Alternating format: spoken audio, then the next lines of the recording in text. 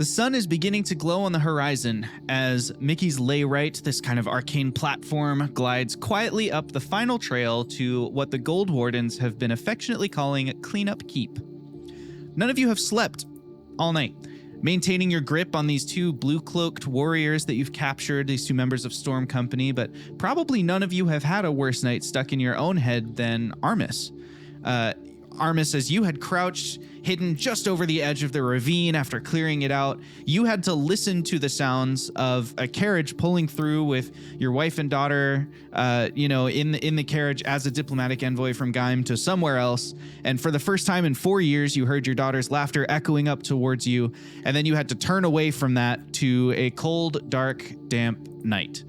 So, Mike, the question I have for you as you end this journey is, what's been going through Armis's head on this whole long trip back to Cleanup Keep? I think outside, he's just sitting kind of, if I'm able to sit on the edge of this magical platform, he's just kind of dangling there with his feet. He's fiddling with his packet of cigarettes, like he keeps opening and closing it like he's not sure if he wants to pop one in his mouth right now or not. And he's, after seeing them for the first time in several years, he's just contemplating all the missed time that he's had with them. He's wondering, it's always kind of at the outskirts of his mind, but he's really wondering what they would think of him now, what they talk about, if they even talk about him, if like his wife like really has told any stories to his daughter about him, and really just pondering if he's ever going to be the kind of person that he feels he needs to be able to show his face to them ever again. And he's gone face to face with criminals and bureaucrats and a magic puppet floating around and spitting things, was smashed by rocks, and still the scariest thing to him right now is the thought of having to hear what his family would say if they ever saw him again. He finally decides to pop a little cigarette in his mouth and give it a light and have a deep pull and lay on his back and look up at the very quickly moving sky as they zoom past to the keep. Big and XP, thanks for taking us into Armis's mind a little bit there. The platform, as I said, it glides nearly silently. There's maybe a little bit of kind of an arcane, kind of sparkly sound, but it's carried away by the wind, which is just blowing by gently. And ahead of Armis, as he's kind of laying there on his back, he's got this cigarette in one of his hands, maybe the other kind of reaching for a flask and realizing it's been drained. Just ahead of Armis on the platform, Willard and Frode, each of you has a hand on one of the blue-cloaked creatures that you captured. And as the platform kind of glides to a halt, two gold wardens wait grimly with a pair of iron manacles to replace your improvised restraints. What I want from you, Frode and Willard, is to tell us how you have the captain and, for lack of a better word, the sort of foot soldier of Storm Company restrained right now. What solutions have you improvised? And kind of run through that handoff. I'd like to imagine that back when we were at, still gathering them up, there was an exchange, something like, Armis, I know earlier you said you don't want to solve every problem with gunk. Think this is a convenient one, though. Here. Armis just right on his arms. Armis will just lazily lay his hand back and just like gunk out a little bit and say, just pull as much as you need. Guys, All right. I have one set of handcuffs. You can use that on the other guy if you want. We got gunk right here. as Willard is like pulling gunk out and wrapping it around. Over the handcuffs. I'll use the handcuffs. my hands might be a little too big to articulate. Could you put them on? I'll hold his shoulders. You got it. And Davroid will walk over and put handcuffs on him. Excellent. So you've got a handcuffed guy, and then you've got sort of an improvised web Gunk. Gunk binding on the wrist of the other, and they don't really put up much of a fight. They haven't struggled or anything on this journey, but they also haven't said anything. They have that cool flat stare of people who have perhaps trained a little bit for to be interrogated and not give anything away. And so as you hop off the platform, you kind of hand them over to the Gold Wardens. Jasper steps out of the keep. Good thing I had him put in a holding cell, huh, boys? Welcome back. Let's see here. Davroid, report. Yes. And Davroid flips open his notepad. So we went to investigate, and we discovered that the area was full of illusions that were not like the chaos magic we've been seeing around. They were very intentional, and like someone was either practicing or something. Upon further investigation, we discovered that they were traps laid for the caravan and diplomats that were coming, that we were scouting ahead for. And so we ended up running into one of the blue cloak people who were there to like oversee the caravan being ambushed, and then he discovered us before we discovered him, and he went to get reinforcements, and then we ended up ambushing them. There was a long fight. A few of them died. We captured 2 of them, and I have an ability to track the rest of them back to their headquarters. You just have that ability, huh? Yes. Impressive. And he kind of hands you a manila folder with a bunch of paperwork in it, and he goes, write up this after action report. And then I think probably for tonight, after a long day like this, y'all probably deserve some rest. We'll come back to this in the morning. We'll kind of, we'll let the filth rot overnight, and then we'll question them tomorrow. And we'll go from there. Did I miss anything, guys? We did a really good job. Hey, I'm sure it'll all come out in the paperwork, Willard. No need to toot your own horn. Davroid here, I'm sure can write it up in a way that's very compelling for me to take back to HQ. I'm just saying, there was a lot. Did you mention all the traps we had to deal with? I didn't mention all of them, just that there were.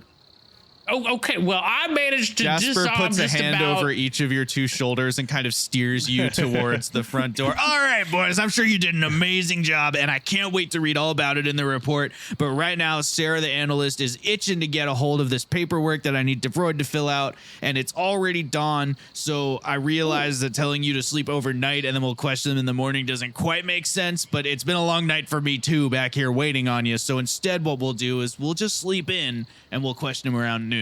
All right, so everybody go ahead and just get some rest, and we'll come back to this around lunchtime.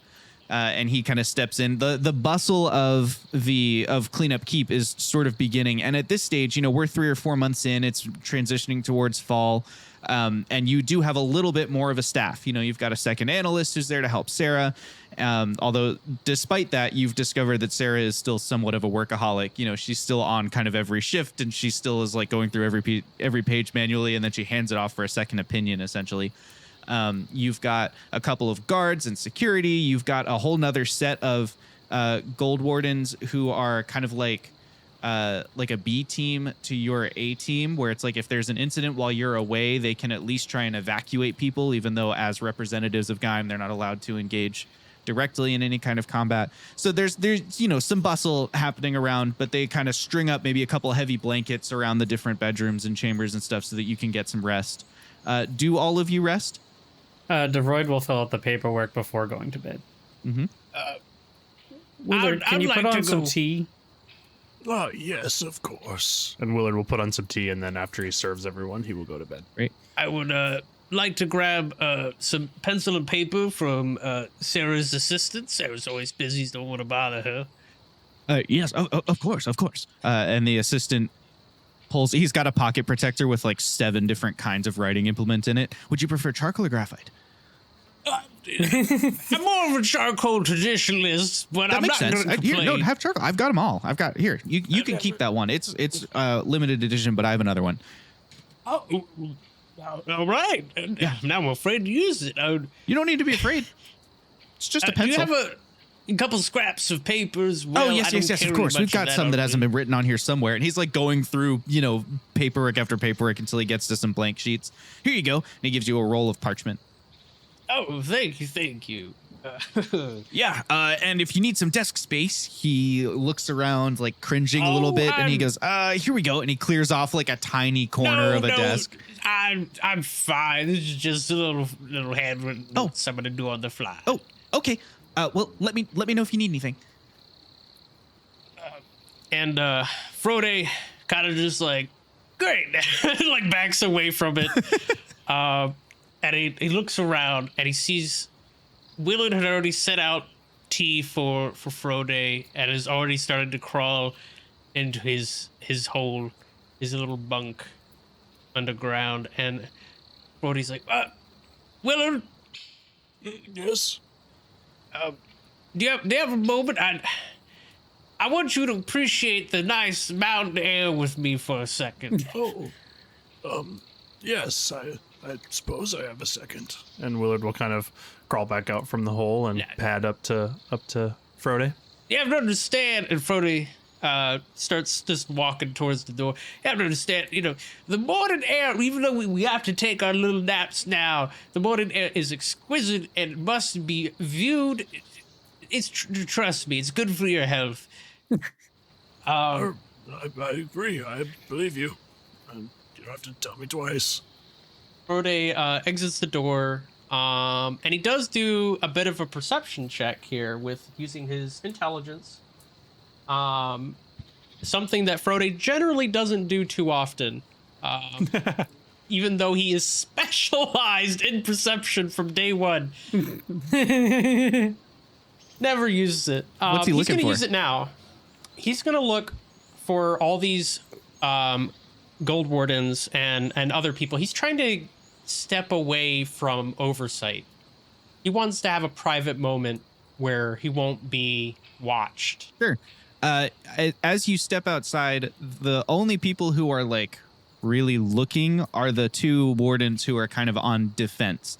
You do know, like, a number of people notice you step outside. Sarah, the analyst, everything's a data point to her. Her eyes flick up briefly. She sees you step outside. She looks back down at her paperwork.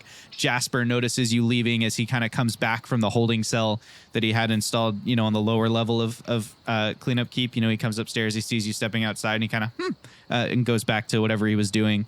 Armis probably notices you stepping outside as he like turns in for the morning. But the only 2 people who, and they keep a discreet distance, but the 2 gold wardens who are standing on the roof of cleanup keep are both clearly observing you. Like, they're watching as you step outside, but they do let you get out of earshot. They just, they're kind of keeping an eye to make sure nothing jumps out of the woods at you. After that one time where you caught like that member of Storm Company eavesdropping outside, they've been really paranoid about like, keep an eye out around, around the keep kind of a thing. Oh, sure. Willard, I just wanted to show you something in my clearing. It's something about the morning that I rarely get. We're usually out and about, or I sleep in a little bit. It's been a while. And as he's doing that, he's going to take a little bit of scrap paper, rip off just enough to fit over his arm, and he's going to start writing on it. And Willard will see this and kind of immediately his demeanor changes from like, What are we doing? to like, oh, okay. And he'll kind of play along and be The like, sheriff's instincts kind of yes. kick in. yeah. Oh, yes, the mountain air. I living underground, it's quite new to me. This feeling of the mountain air in the morning. It's quite refreshing. That's what I figured. So I just wanted to share it. And as he says share it, he hands over the scrap of paper. And in it, he puts down, and he kind of gives you a serious look as he hands it over. Do you think, after all said and done, we can trust the people overwatching us?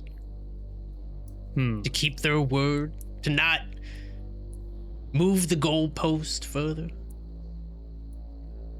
Further is like shortened because he ran out of paper, so it's just Willard gets the gist. He'll turn the paper over, and he'll kind of like move a little bit closer to Frode and kind of try to subtly gesture to hand him the charcoal. And kind of like not trying to like just be like, I'm gonna grab this from you, but you kind of bump shoulders with them or bump his shoulder against his like thigh. Frode just kind of pats him on the back to steady him, and as he does, drops it around his shoulder into his other hand. Hey, and go then big, watch your step there.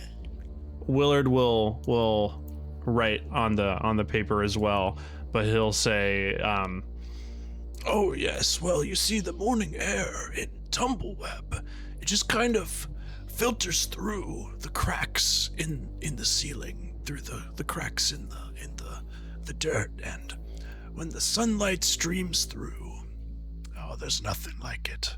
and he will finish writing and hand the piece of paper back, and it'll say,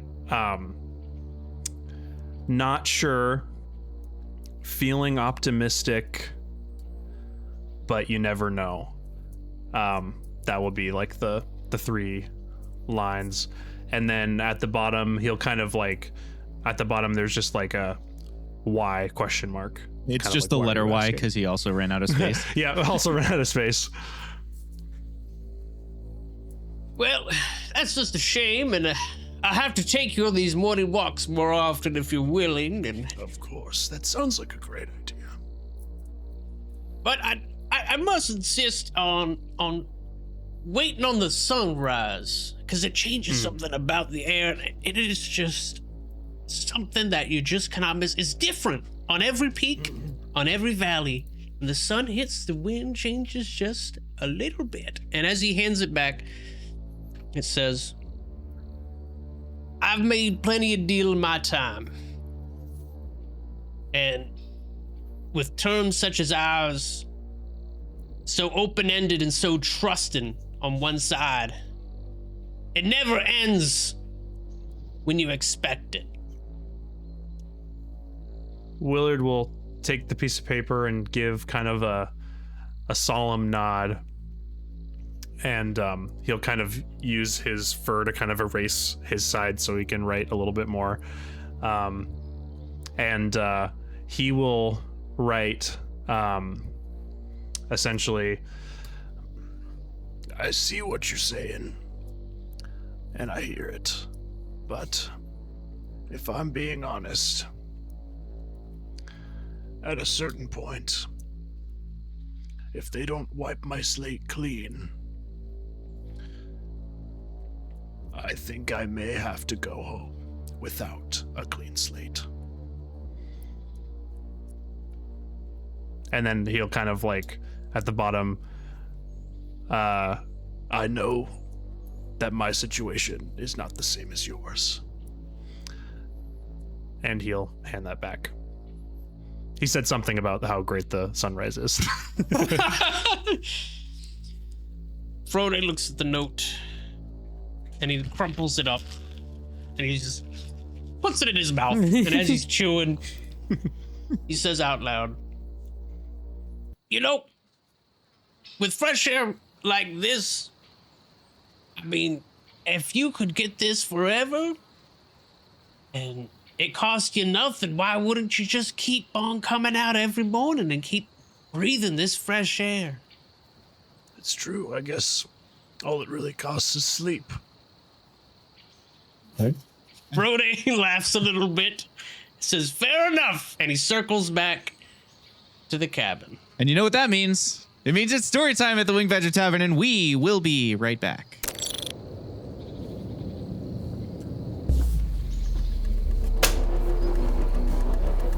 What the hell is this? The world of Uredah has regressed, Jasper. Whatever else happened 100 years ago, magic is wild now, and that's dangerous for everyone. If I send soldiers or even the Guardians, the world of Uredah will see a conquest no matter what I say. But we can't control a mercenary company. Okay, what are you proposing? hilarious. Am I supposed to look at the Man, camera? you're supposed to look at the Look away? camera. I don't understand. The camera. What the fuck's a camera? You better not be doing nothing you ain't not supposed to be gosh darn doing. I'ma find you, son. He's a big rock and then he just man. pretends to He's fall a over wrestling. Ow, He have says ouchie bouchie. You hear him say "King me" as he throws down a full house on the He's thing. a He looks god, pretty what a feeble, cool but guy this one guy time is. someone Look at saw that him guy. mess with him, and he slapped him He's down. doing such a good job. Supposed to be what? Some kind of arcane janitorial squad? Who's gonna lead a team like this?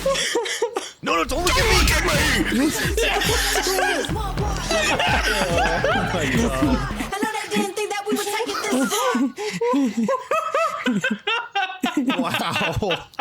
Hi everybody. I am Jake. I don't know if you guys know this, but you are watching the Wing Badger Tavern, where there's like friends telling stories. I'm one of the friends, and I play Willard Taffy. He's a exiled dirt speaker who throws with deadly accuracy.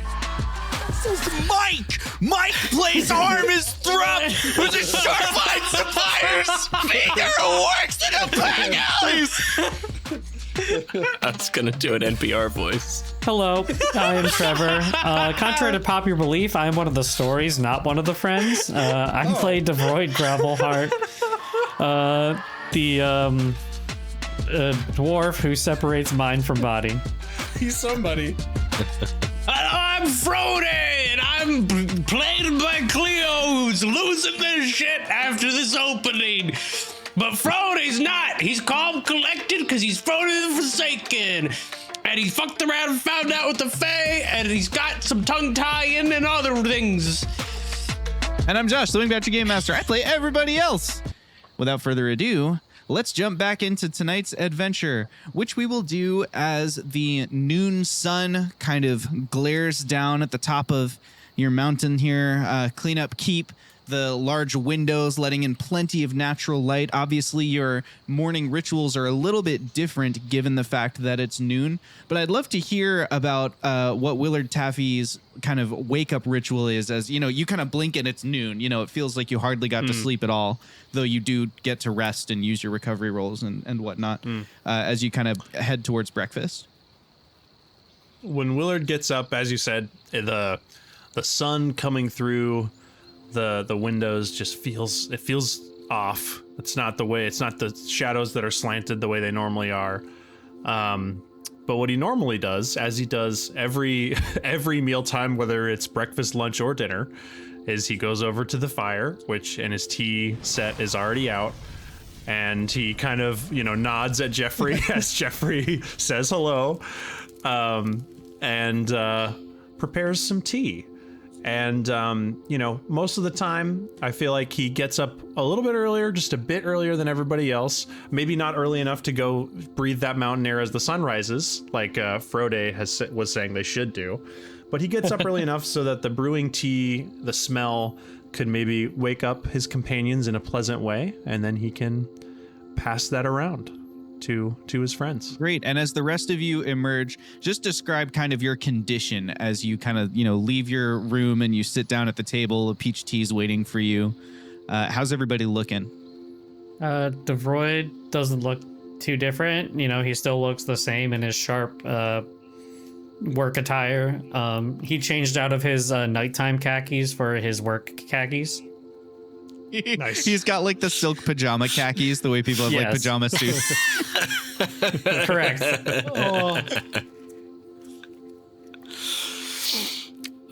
I think Armis looks like shit. He comes out. He's when Willard comes out of his hole, he'll probably see Armis just standing behind the bar, where he's been all night just staring at a bottle of whiskey. He has not opened it. I'm gonna threaten Armis with a GM intrusion here that he's staring at this bottle of whiskey that he hasn't opened. It is the only remaining alcohol in the keep because Jasper has decided we're gonna get him clean and has dumped the rest of the booze. Oh, jeez. I don't know. He was already moving towards light alcohol last time. I did 2 or 3 rolls to see if he made it through the night without drinking. Nice. If it was like 2 out of 3 evens, then he did, and he was successful in that. I think I'm gonna refuse. All right, burn an XP on that. I'll burn it. I think he. Can I add a little? Oh, sorry. Go ahead. I think he just made it through a very difficult night, surrounded by his worst fucking enemy. I say, can I add a little Willard roleplay moment, seeing him staring at the whiskey? Willard will see that, and when he comes out of his hole, he'll dip back down under for a second, and he'll come back out with the stuffed spider bear. Aw. And he'll bring it up and set it, just not say anything, but just set it at the bar next to Armis. Aw. And then go and make the tea. Willard, have an Armis XP just- moment. Beautiful. Armis just looks at him for a second, gives a little nod, and just kind of looks like he's holding back tears. Jasper walks in. He is like, well dressed, got his armor and stuff on. He's clearly like been working. He's been down into Gaim and has returned. He kind of walks over to the table. He's got a big mug of like orange juice. He's got a heaping plate of like eggs and steak. Like big hearty, ready to face the day dwarf mode. And he sits down. The mug thunks on the table in front of him. All right, so. Y'all ready for a little interrogation time? I was thinking maybe one of our police hands might want to lead the occasion. And he kind of looks over at Willard and Davroid. I was gonna first see about the tracking, if Willard wants to start with the interrogation. Yes, I think that's a good idea. Or, there's sort of this idea of we could kind of do a good cop, bad cop situation. I'll be bad if cop. you're interested. I could be bad cop if anyone wants. you want to jump in, bad cop. If anyone I might suggest, Davroid, it might be best to wait until after the interrogation, because just because you can find their location doesn't mean you know what's waiting for you when you get there. Well, I'm not saying we go there. I just mean determine its location, and then we can come into the interrogation with information and sort of bluff that we know more than we do. Have it in our back pocket. It's your call. How you wanna conduct the investigation here? We're off book.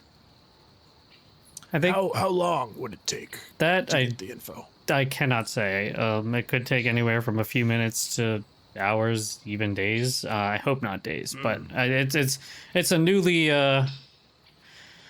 it's an ability that I've been working on but haven't quite mastered yet. So trying it out for the first time, like fully. Oh, how about this? Maybe we give Davroid an hour or so to see if we could ascertain the location quickly, and if that doesn't work, then we begin the interrogation. How does that sound? I like that. Sounds like a plan. Davroid, do you need anything, space or anything like that to get started? I'll probably just sit at this table, and I should be fine. Okay. Should we watch? Should we leave? What's the... You can stay here, so you can do continue working around me. Okay.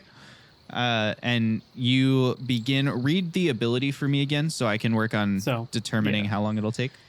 So it costs 4 intellect points. I see the traceries of objects as they move through space and time. I can sense the distance and direction of any specific inanimate object that I once touched, which is the coin that I placed on them. Right. This takes anywhere from 1 action to hours of concentration, depending on what the GM feels is appropriate due to the time, distance, and other mitigating circumstances.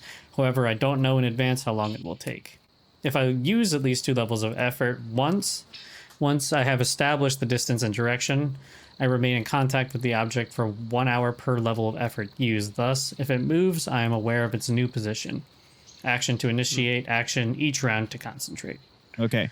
So you don't know how long it's going to take. So I No. guess at the end of an hour, I'll just tell you whether you have figured it out or not. Meanwhile, the other 3 of you sitting around the table, is there anything you want to do during that hour, or are we just kind of waiting on Davroid? I will spend the 2 levels of effort, too. Okay. Frode will poke his head out from his meditation. I'll be doing the interrogation? Sorry, I was caught in my meditations. we're waiting about an hour or so to see if Davroid can find the location of the ones who escaped, and that way maybe we can go into the interrogation with an ace up our sleeve, you could say. Oh, all right. Well, in that case, I might, go do my stretches and whatnot, and I'll be back in about 30 minutes. Don't worry about me. I'll be fine. I will go with you and do stretches with you. Oh, no.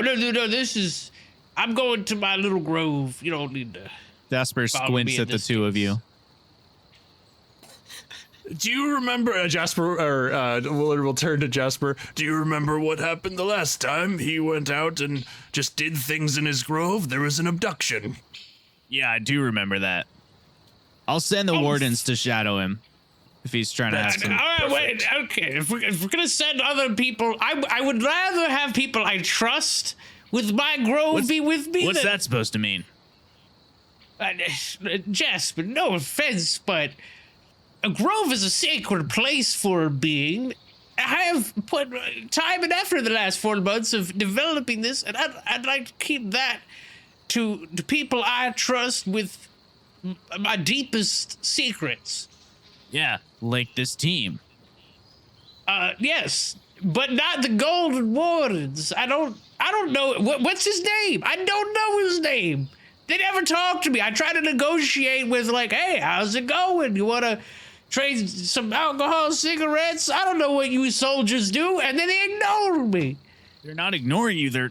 They're working, Frode. But they're as trustworthy as I am.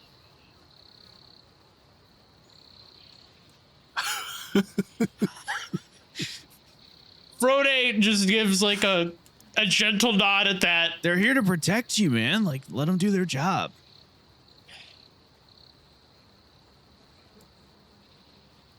Fine. I can't. Nothing I can do, I guess, to argue against it. So it's gonna happen anyway. What is this? It just. I like my grove being in a private space, and I've already had to move it since you picked me up at the beginning, and I spent 4 months cultivating it. And ever since I've been contacted, not ambushed, contacted, all of a sudden everybody's up in arms. Willard just shrugs at you like, you should have listened to me the first time. He doesn't say that out loud, but No, he of course. shrugs. Frode just gives an exasperated Jasper shrug. looks over He's at just Armis.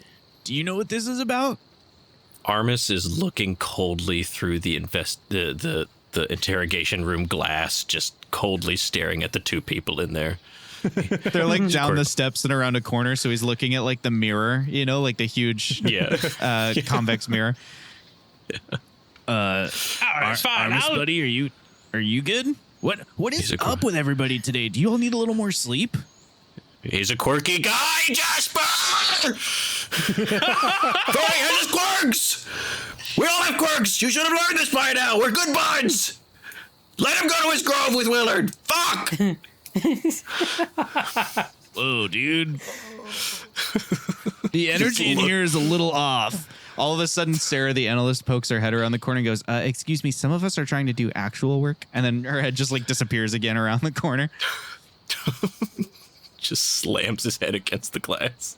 Frode just has this silent look of offense, but has learned to drop it as many a times people have accused him as such. You're all just angrily sitting at the table, and then Jeffrey erupts behind you into flame. Davroid, at the end of an hour, you have not honed in on the location. However, you have felt your awareness being drawn back towards the mountain range somewhere. So you think that it's in the mountains, but you weren't able to like hone in on exactly where it was. Can I keep concentrating to pinpoint it? You can. I thought you wanted them to. They were going to interrupt you after an hour. Yeah. Oh, okay. Davroid, did you get anything? I got a vague area in the mountains. If I concentrate more, I think I can get the exact location. Why don't you all Would you- take a little rest, take a walk? I'll have you shadowed from a discreet distance to cool off, and we'll let him focus a little longer. All right. Yes, I think that is a good plan. You Yeah. can also just start the interrogation without me. No, I think let's take a walk. Okay. I'll cut in. I'll cut in briefly as the GM to explain that this interrogation is perhaps an opportunity for Davroid to demonstrate his competence and earn some respect. So I am trying to frame it in a way that he gets to participate. I get you.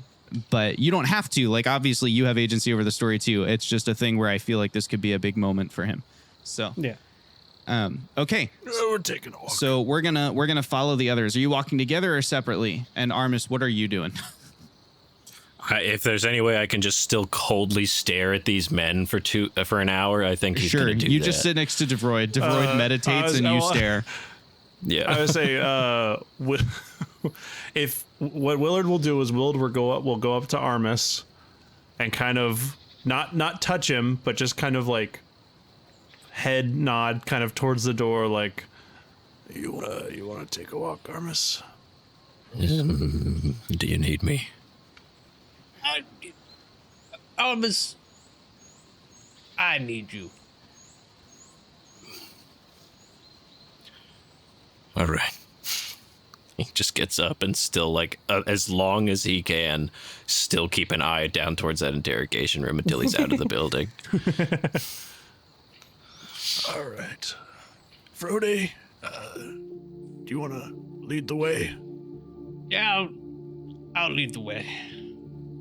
And Frode does lead to a nice little area that he has seen before in his walks, but does not go to his grove. Okay. But it is a little down the mountain, following a few hunting trails that the local wildlife have made, until it opens up to a small pond that appears to have no inlet. Perhaps it has rained recently and this area just fills with water and drains occasionally. And Frode finds a dead tree, pushes it over, and then sits down on the log. Well, to be frank, I was just looking for some time to meditate in peace, but I don't think I'm the one who needs that right now. I think perhaps we all need a little chance to communicate, and Armis, I'm worried about you. Can't imagine why. Sorry. I know. I'm not doing good. I'm not doing good at all for a day. It's okay, Armis. And listen, you don't have to tell me anything. I just want to know that you'll be okay. And if you want to talk, I'm here. Willard's here. I'm sure. Willard, we're all in this together. Yes, Frode and I were talking, and what made me realize is we all originally were here to clean our slates, and over the time we've been here, I know for me that hasn't actually, I've realized, isn't the most important reason why I'm here anymore. But I know that in order for us to be successful, I want all of you and Davroid to still have that clean slate. We need to fight for it. And in order to do that, I get the feeling we need this interrogation to go well. And we need to be focused. We need to remember as well that in order for interrogation to be successful, the other party does need to be alive and well. as Frode gives a pointed look to Armis. It's... Sorry, Armis, you go ahead. I mean, I don't know what to say, guys. I'm not gonna kill him. I mean, unless you want me to. I certainly could kill a man right now. I just went through one of the hardest fucking things I ever had to go through. And stayed up all night, trying to not kill it all away. So if you don't mind, I would love to scare the ever-living piss out of these guys and get whatever we need. But if you think it's best for me to not be in the room, I won't be in the room. But I'm not okay right now. It's, you know, I'm going through a lot. If you want me to talk about it, I will. But I'm just. I mean, if you talking about it will help you, then I'm all for it. I just want to make sure that everyone that's in that room is in control, and I know I am guilty of not being in control. I acknowledge that, but that's why I know that it's important. Frode pats the spot on the log next to him. Come, sit here, Armis, and remember that we've all lost control one way or another, and I want to help you through this moment now as well, as you all have helped me. As Frode has told me once, we can share our burdens. I don't know if I can really sit down right now, Frode. It's okay. I'm buzzing. I mean, can you guys make me not a piece of shit? Is that something you can do? Can you take that away? Can you bring back the years that I had to be away from my family, and just tell me what they think about me? Can you guys do that for me? Because I couldn't muster the courage to even try to come up with any sort of reason to go. I come in the middle of a valley out of the blue and be like, "Hey, it's your dad." I mean, it's insane. They have every right to hate me. You know, I was gone. I just was gone, and and he just punches a tree. Fuck! Frode has a little bit of a discomforted look. He looks back to Armis for a second. He's like, Armis, I know what it's like to be in your shoes. Or I should say, I'm currently in your shoes. I don't know the exact reasoning of why you left. I know there is a very good reason why you walked away. I'm sure of it. But I'm gonna be honest. I'm kind of looking to you to figure out how I should do the same. Ever since this curse was placed on me, I left my wife and my child. I want to see you be able to reunite. I want you to see you do better than I, because I don't know what your curse is, but I'm hoping that it's nowhere near as problematic as mine, and maybe I can help you with yours.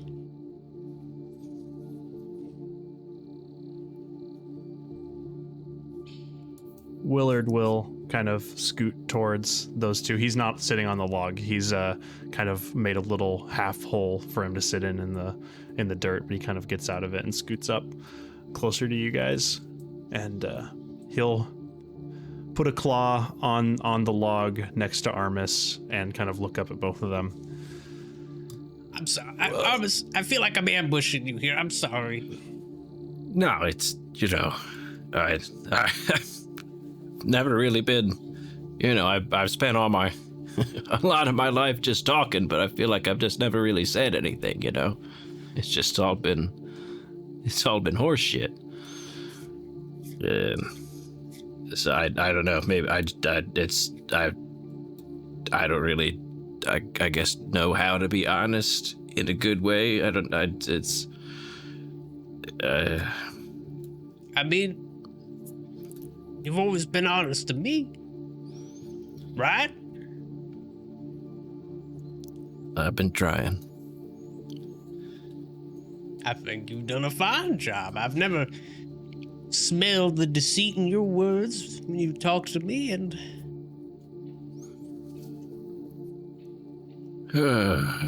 we all take steps. Yeah. It can be extremely difficult to be able to say you accept the consequences of what happens when you return to someone you've wronged.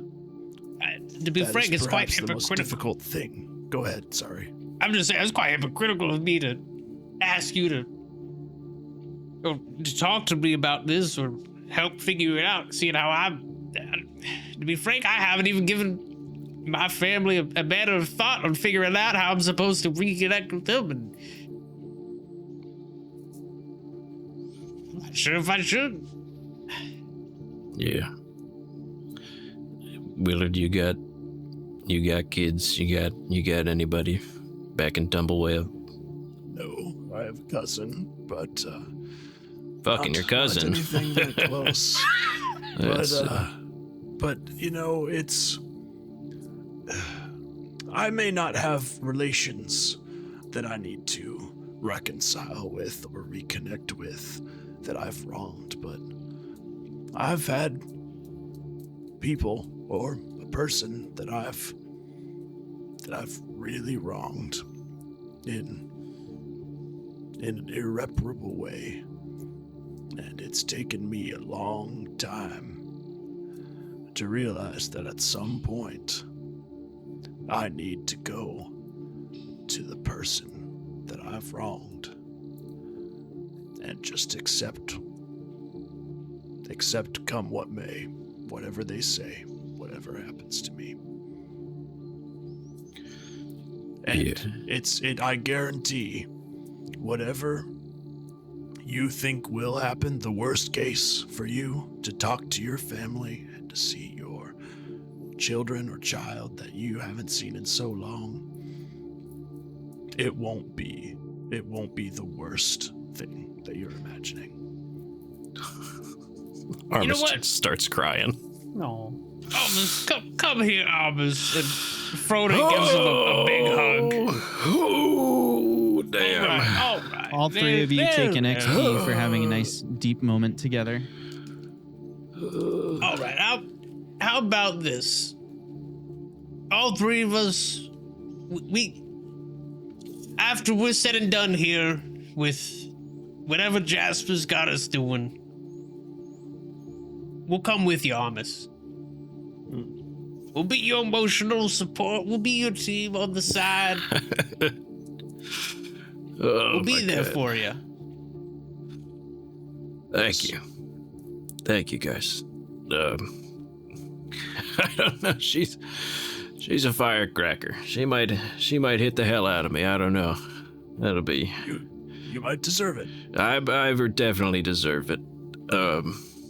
So I guess. But it'd be worth it, though. I hope so. Is there anything Well, left to say here, or should we cut back to Davroid? I think we're good. Okay. I think I give my boys a hug. Yeah.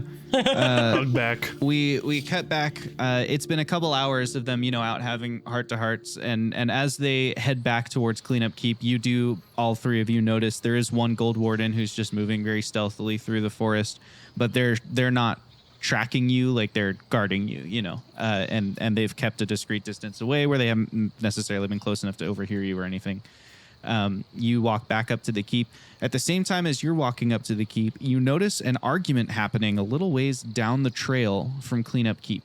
You see a not quite rotund is too strong of a word. Like he was probably fit before he got a desk job. Kind of a dwarf is down the way. He's got on sort of a brown trench coat, and he's got a button-up shirt on, a maroon button-up shirt, and some dark pants.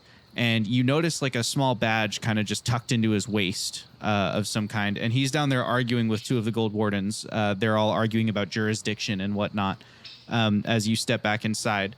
But as you're at the door kind of wondering, do we look at this? Do we look at that? Davroid kind of comes back to himself in the kitchen area of Cleanup Keep, and you hear his voice. Oh, hello? Oh, Davroid, you got it? Ooh, that was a lot of effort. Yes, I do have it.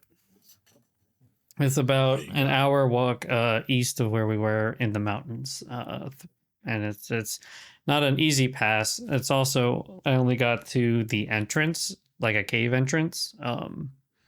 They have magical runes blocking, divination, so I could only see until it entered the cave, and then some kind of fortification. Yeah. All right. But I'll know if it leaves. Okay. All right. Well, we may as well get in there and start asking questions. Davroid, you've got the inside scoop. You want to lead the interrogation? Are there two separate rooms, or are they both in the same room? We only have the one holding cell, but we can put one of them somewhere else and just kind of guard them there. I'd like to talk to the underling before the captain, if we can, without the captain hearing. Sure, we can do that. He snaps his fingers, and two of the Gold Wardens who have been listening immediately, like kind of, they puff out their chest a little bit and head down. And a few seconds later, they're dragging the captain up the steps, kind of, an arm on each bicep. He's not fighting necessarily, but he's don't touch me, kind of stomping through the room. His cloak's a little dirty from, having been roughed up a little bit, maybe a couple slight tears around the hood where he has been pushed or shoved. They walk him past you, and they take him right next to the fireplace. They sit him on a bench, and they go, "If you move, we'll kick you in." He goes, "It's not lit." And then Jeffrey just erupts behind him. They go, and there's just kind of a standoff happening over there. And Jasper says, "Davroid, you want anyone with you? You want like a co-interrogator?" Yeah, I mean, I would like to discuss with everyone what my idea is, and we can readjust as everyone sees fit. All right, team huddle. As that's happening, Sarah, the analyst, comes skating around the corner. She's got her arms are full of paperwork, and she goes, I'm so sorry. This can't wait. We've got another report that's come in, and it's huge. And she's got this set of papers that they're filling in magically as she's handing them to you, like reports that are copying themselves. She goes, "There's some kind of incident happening out near the city of Oat. Something has caused the vegetation there to just erupt. It's like a tidal wave, but it's fauna erupting out of the ground. It's destroying structures, it's killing creatures, and we don't have that much time before it gets there. We need to send somebody right now." And Jasper goes, "I guess we're going to have to divide and conquer. Who's going where?" I think I should stay for the interrogation. Yes, you should. I could see myself being helpful for the investigation, but also if we need more manpower at the I think Frode should definitely go to the fauna. Yeah, Frode looks over. He just says, "Yeah," and he gives a questioning look over to Armis, like, "You up for this?" I could blow off some steam. Jasper leans in close to Armis, and he goes, "The question is, are you going to go for revenge, or are you going to go for success here? Because you can't have both." I saw that look in your eyes. No. Against the fauna? What are you talking about? Revenge against them. And he points over at the captain of the Blue Cloaks. He goes, "I saw that look in your eyes. Are you the old you? Or are you someone different right now?" Jasper, save the interrogation. It's not an for interrogation. The criminals. We'll see on the job. Is that fair enough? Do you Fair trust enough. me, Jasper? Armis, I trust you. And he holds out a gauntleted hand to shake.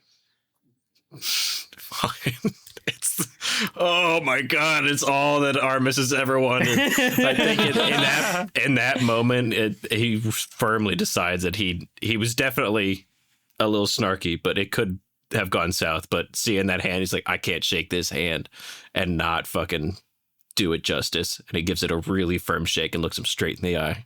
As you shake his hand, he palms you something. A small medallion of the Gemstone Guardians. He says, "If you need backup, call." And it's you've never been given this, like, even as a diplomat, you never had this kind of access. Your bodyguards did. If you smash one of these on the ground, it will summon one of the Gemstone Guardians, like teleport. They'll just appear there to help. So he's basically given you like a phone a friend line. And Golly. that's the thing. I'll do you proud, Jasper. The keep is full of motion and activity. You know, people running around. They're kind of grabbing. You know, your weapons and armor and things are being handed back to all of you. Mickey, the Layrite, is like, "We're not going to be able to get there in time on the platform, but what I can do is get you to one of the mellow gates, and that will get you there in time." And you know, they're kind of explaining there's these huge portals that were left there by one of the gods in the past. The god of hospitality or something kind of planted these huge seeds that erupted into portals across the world, and one of them will take you right to the city of Oat, which was a holy city of one of the gods. And so you can kind of leap through that way to get where you need to go. Is there anything that Armis or Frode wants to do before they ship out? And then if not, we're going to start with Davroid. Real quick, Frode, you should keep the disc, the floating disc thing. Do you know how to use it, or should I give it to Armis? What? You just pop it on your head and it tells you things, right? More or less, but you can only use it once or twice. Sorry, sure. twice. You can actually use it twice. Yep. Yeah. All right. Yeah. You just hand it to me when you. Yeah, I just commanded follow Frode. It just floats and kind of hovers over Frode's head. All right. Don't get lost, little one. Just follow me. It literally just floats over top of your head. Can I give it the instruction to listen to Frode, or can it only follow my commands? It'll obey Frode if you want it to. Okay. It's not a gotcha item. It's like a resource that you've been given. I'm not out to get you with it. Oh, okay. Then I'll listen to Frode, Little Disk. Lil Disk. Lil Disk was my rap name. All of my songs were about computers. So Frode, Lil Disk, and Armis head out with Mickey, hop on the platform, and zoom off into the distance. Davroid and Willard, the keep, which had erupted into motion, is again kind of still and silent, like everything is holding its breath, waiting for you to start this interrogation. So my plan, Willard, is to use the information about the base and then try and gather as much. Just check you here, just so we're clear. You're sitting in the same room as the guy who's over by the fireplace. Is that? Yeah, I want it to be not. Okay, sure. You step somewhere private. Great. I just my plan. Yeah. So Willard, interrogate the underling, gather as much information as we can, and then we can make the captain sort of a little bit uneasy in that we already know a lot. Mm-hmm. Maybe coerce him into giving away more information. What's your tack with the underling? How are you gonna start? Well, one of my other newly trained abilities is also mind reading. So I figured while we're asking the underling and the captain questions, I can read some of their thoughts as it's going. So we don't necessarily need them to say it. We just need them to think it. Interesting. I like that. Would you like me to be in the room with you, or would you like me to be just outside? Okay. I think you being... what can my role be? What would you like? You being the aggressor. Okay. While I, Yeah. I'm bad cop. Yeah. I just see a little feral little mole man. I can do that. And Willard will Frode's gone, right? Yeah, they're gone. Willard is gonna go into his little hole and grab his jet black wide-brimmed cowboy hat. There we go. And put it down over on his head so that it's barely like shielding his eyes, covering his eyes, and he goes, "Let's roll." You step down into the lower level of Cleanup Keep. It's not quite the same effect as a dungeon, given that there's a huge screen door that like opens out to the mountain vista beyond you, but there is a, iron bars kind of holding cell in the middle of it. So it's like room within a room, the iron cell is there. So you can talk through the bars, you can go inside with him, whatever you want. But in the middle of that cell, just kind of sitting there, he's got his cloak on, but his hood off, is this, I guess lieutenant or foot soldier of Storm Company, and he does not look rattled at the moment as the two of you come down the stairs. Willard will just not say anything, move to the corner of the room furthest away, but where the lieutenant could still see him, kind of in a shadowy corner, hat tilted down, and he is going to just pull out one of his knives from his bandolier and kind of play with it with his claws. Just kind of let it kind of almost like playing with cards, like a poker player would do. Amazing. To off balance him or to kind of impact him with that, go ahead and roll an intellect task, which will ease by 1 for you getting you've got your kit, your hat and your whatever. Mm-hmm. So it would be a difficulty 3 task with a target roll of 9 to just kind of put him off edge. He is going to use a free level of effort with his intellect to get it down to a target roll of 6, I believe. Yes, target roll of 6.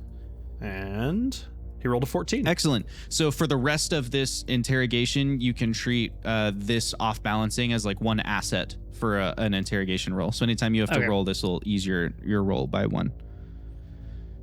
All right. So Davroid comes down with a like a manila folder, like he's looking through it. So are you awake? Ready to talk? I'm awake. Talk about what?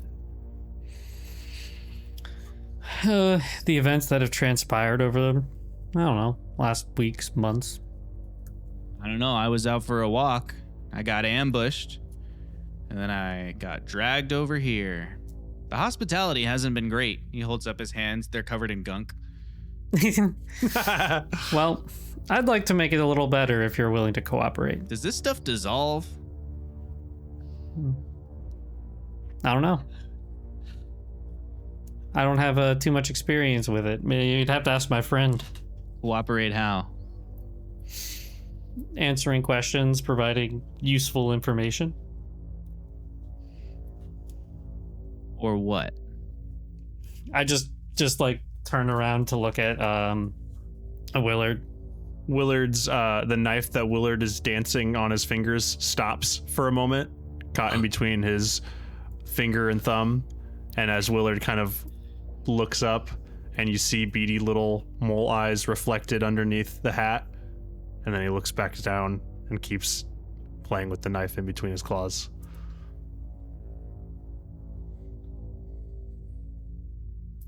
You guys really are off the reservation. I saw the the big guy upstairs. You're still within the law.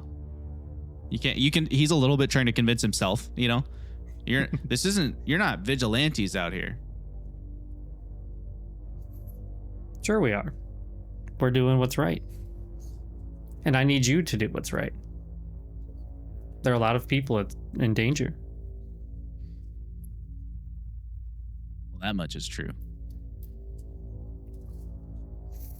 So, what can you tell me? And as I say that, I'm gonna spend 2 intellect points for my mind reading ability. Okay. Can you read the description of that ability for us? Yep. I can read the surface thoughts of a creature within short range, even if the target doesn't want me to. I must be able to see the target. Once I've established contact, I can read the target's thoughts for up to 1 minute. The rest is if I have it from another ability. Okay. So you start with, I'm going to go over what you already knew before this interrogation, just so you have that context, things you've discovered throughout the campaign. So you know that regarding yesterday, you went to that mountain range to respond to a wild magic incident, but it turned out to be something created by Storm Company. You know that while you were there, the captain of that band of Storm Company people knew not just who you were, but what your purpose was to protect the diplomatic envoy. You know that Storm Company had orders to capture Armis, so they weren't even that surprised that you were there, and that none of the rest of you were VIPs to them. months ago, you know that one or more of the members of Storm Company was eavesdropping outside your cabin and also like shadowed you through Gaim, as well as that one time they kind of assaulted Frode. And you know that Frankie, a broker who connects assassins to buyers, is deeply connected to Storm Company in some way. So those are kind of your contextual details. As you are kind of channeling this mind reading ability and starting to kind of, you've been in the room with him a little bit. You're starting to, for lack of a better word, like attune to his thought patterns and stuff. He is a visual processor. And so his surface level thoughts are going to appear as images that you kind of see in your mind.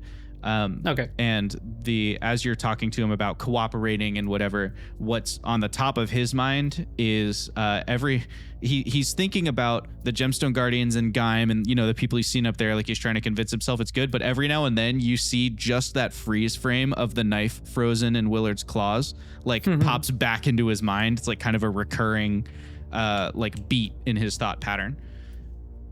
Another question. It doesn't specify. Would he know that I'm doing this? I think he's not going to know as long as it's surface level thoughts. I think that that ability seems, it's not like an intrusion of his mind so much as picking up like the stray, stuff that kind of comes out. So then my follow up to that will be, who do you have? We know about Frankie and Gaim. Is there anyone else who's feeding you guys information? We know there's probably some leak somewhere. I ain't got nothing to say to you. But in his thoughts, first you see Frankie and a couple of his like goons who you probably saw with him, and then you see a kind of a back alley like conversation or meeting. You probably recall from the past, Frankie had that like alley that he kind of met with people in where he had the little trash barrel. And you see Frankie and then someone whose back is to you talking to Frankie. So there's someone else. You can't tell exactly all the details, but it looks like maybe a female and she's kind of shorter. So probably like dwarf, gnome, one of those, but it's too dark to tell her build. Okay. So that there's at least one other person in the city he's connected to. You don't have a name or anything for this person. Okay.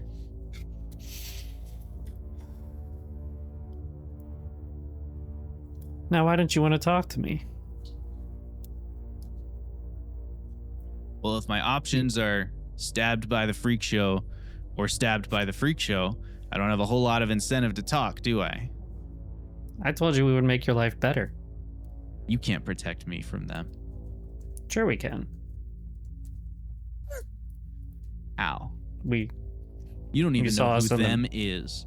And in your mind, you're seeing a flicker of like 5 or 6 faces that you don't recognize. They're like, tight, kind of tight images. Like he's just thinking of who the people are.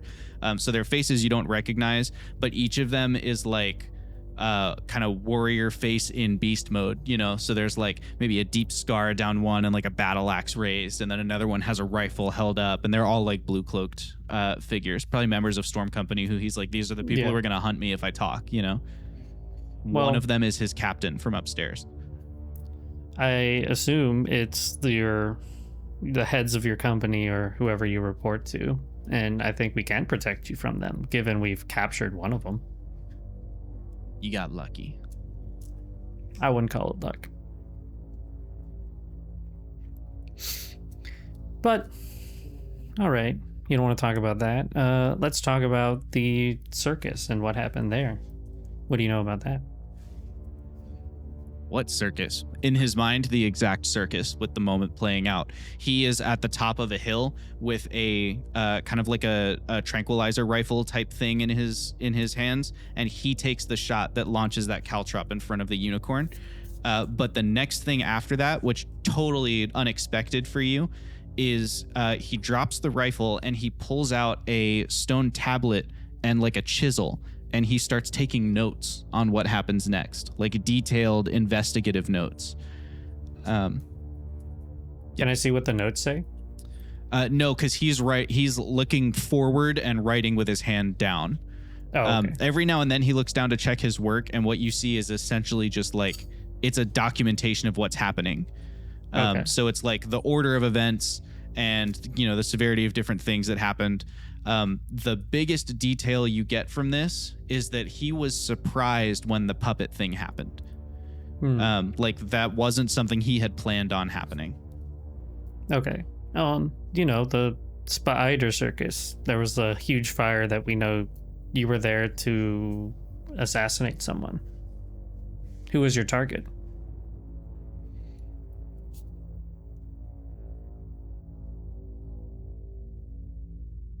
Make an intellect roll. Difficulty 4, eased by 1 for Willard. Target roll of 9. Okay. I also am trained in intimidation. If that would help.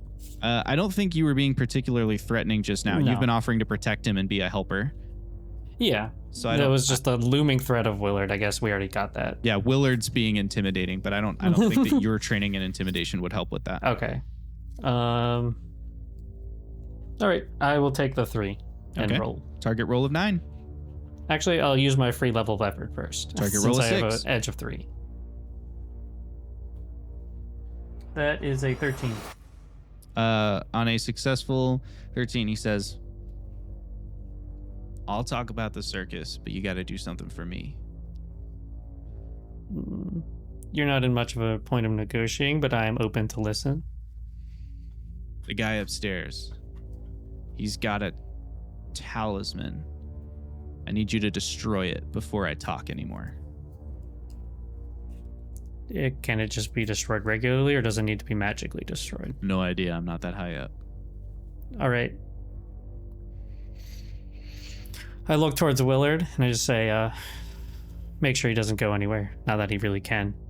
And then Davroid will go up to speak with Jasper really quick. As Davroid goes up to speak with Jasper, we cut over to the Mellow Gate, where we find Frode and Willard standing next to Mickey, who's just gotten off the layrite, and he is explaining with you, so these things, these huge gates, they're actually portals. You can activate them just by putting your hand on it and kind of telling it where you want to go mentally. It's like you sort of project your destination into it, and then it will connect if there's another Mellow Gate on the other side. Basically, you just have to like really calm yourself and lock in.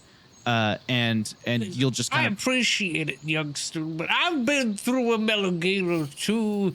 I know the reason, but I doesn't mean I haven't been through a couple. Okay, great. Well, then you got this. Just remember, Oat is an area that was like highly purified and focused on by one of the gods, Zanir, which means that the ground around it is probably littered with ciphers. So keep your eyes peeled. There's probably lots of interesting things there that you can use.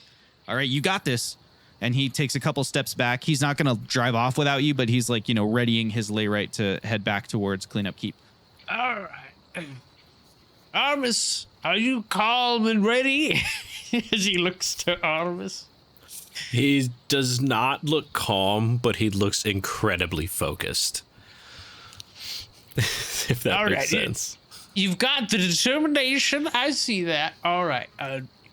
Okay, so they're called the Mellow Gates for a reason, all right? I just, make eye contact, and Frode kind of puts a hand on his shoulder and turns it towards me. All right, now, look in my eyes. I need you to take a deep breath, okay? Breathe in. And breathe out. A couple more of those. I'm only pretending because I don't actually breathe. Less vocals, more just breath. Here we go. Couple. Mickey leans in and goes, if you're going to talk, try woo-saw. He gets back on the platform. Woo-saw. There we go. Thank you, Mickey. Thank you. Yeah. Woo-saw. Woo-saw. I think I'm ready. What happens if you're not like perfectly at peace with yourself? Do you just get ripped apart trying to go through, or does it not work? It just won't Whoa, work. no. It just won't. Okay. Yeah. This is some like faith thing. This was made by a god about. This is the god of hospitality, okay? He's not trying to tear people to bits. Okay. Fine, it is. Mickey's got it. All right. Now I'm gonna show you how it's done, and then all you have to do is think about oats and follow me through. And Frode just walks up, and he takes a figurative deep breath, or like he just, exaggerating it. He doesn't breathe, and then touches the gate. In a flash of glowing orange light, Frode vanishes. Armis, you are standing by yourself. Oh, shit. Okay, calm. I can do calm right now. That's fine. Easy peasy. Just puts his hands on the thing. Oats. Clearly. Oh. Did it work? I don't think he's very like, calm. the city's called Oat, not Oats. Oh my God! Shut up! Remember, Woosa. Okay, Woosa. Frodo's thinking takes to one. himself, perhaps I should have made him go first. He takes one more deep breath. He thinks about how he has to do this for his family. Thinks about the big hug he shared with his friends and how he needs to do this. Oats. Collect an XP as you successfully hop through the gate and appear next to Frode the Forsaken. Frode, you are standing at the top of what should be a gentle rolling hill, surveying some destruction here. You are where this mellow gateway is on the map, and this is available where all the other maps are. It says in case of plot, break glass. That's this map. But you are standing at the mellow gateway, and spread out before you over kind of a series of rolling hills, there are some different fields with like crops and stuff growing in them. A few solo houses of like, the farmer lives over here kind of a thing. And way off in the distance beyond a river to the north of you is the city of Oat. The city of Oat is primarily a wheatling home, and the wheatlings are small fairy-sized creatures, so they're on Willard's scale of size. They're winged creatures that kind of flit back and forth, and they are in a tizzy, shall we say. As to the south of your mellow gateway, you can see it looks like a wave swelling up out of each hill, except it's just an eruption of different vegetation and fauna, shrubs and kind of weeds and vines, wildflowers, thorns, just kind of erupting in this like ocean sea. And I would like, let's have Frode roll a d6 to determine how many rounds you have before the danger reaches our map here. I hope I roll well. I'm gonna spend an XP to re-roll. Am I allowed to do that? Yeah, that's how it works. All right, I spent an XP to re-roll. Great. I spent another XP to re-roll. Are you just gonna keep rolling till you get 6 rounds of warning? I No, can't believe, but I prefer above 3. Yeah. You know what? Three's the highest I've rolled. can't believe this has lasted the Three's entire what we're week. getting. Leo, what did you Three's- roll on 3d6 rolls? I rolled a 1, a 2, and then a 3 in that order.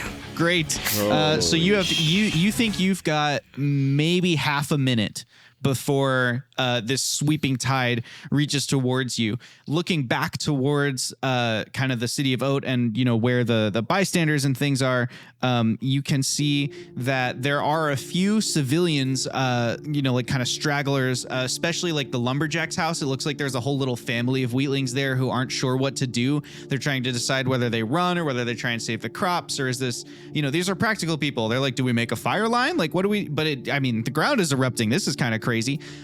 And you have a decision to make. What are we going to do? Holy moly.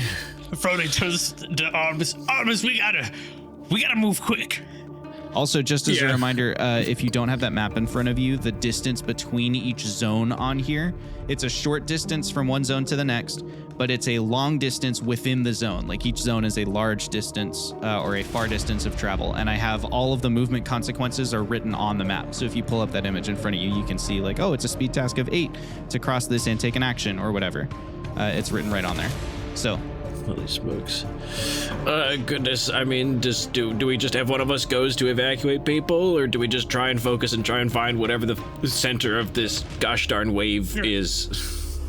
You go help out. And I point over to the lumberjack.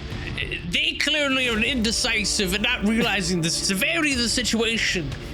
Evacuate them. I'm gonna follow you, but I'm gonna see if I can't spot what's happening here for a second. Okay.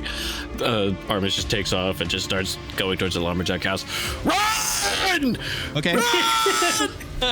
Armis, roll a speed task with a difficulty of 4 to get into the wheat field next to the lumberjack's house without like tripping or falling as you shout. So your shout is gonna reach them, but the risk is, of course, as you're using all your breath and stuff, you might trip or fall over or what have you.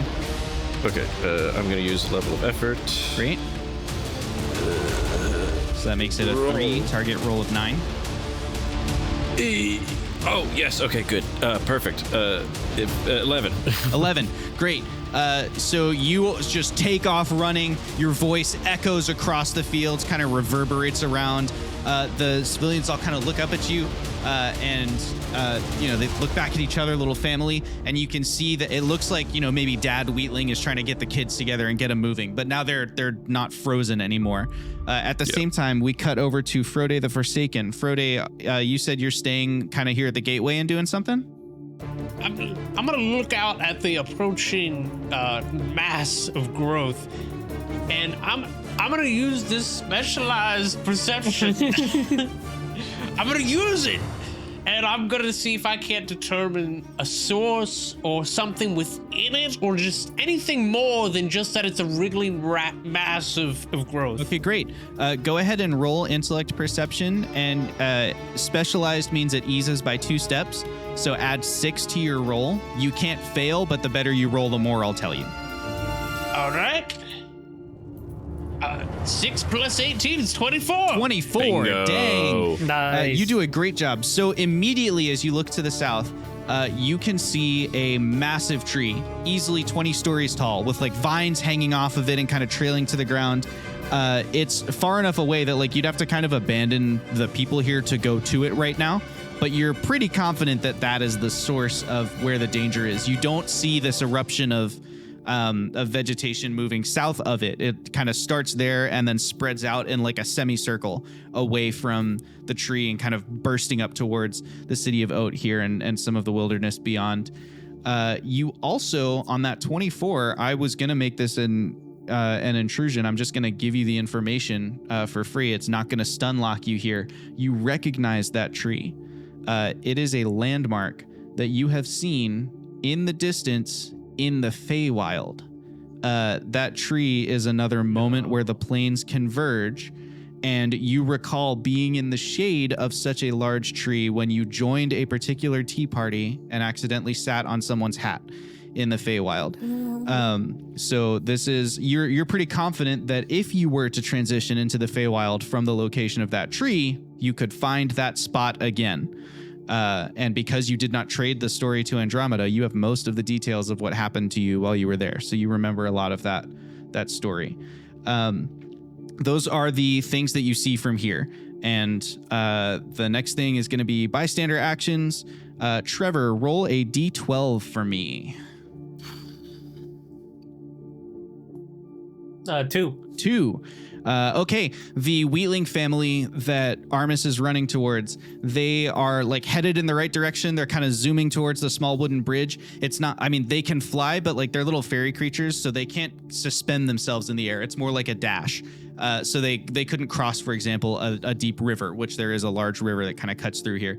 And so as they rush towards this bridge to get across the river, one of the little child Wheatlings kind of falls behind, like stumbles and kind of skids on the ground, and they lose precious moments in the wheat field looking for each other. Armis, you're at the top of a hill running towards them, so you can actually see like both parties, because you're above the wheat field. But in the field, they're having a hard time finding each other.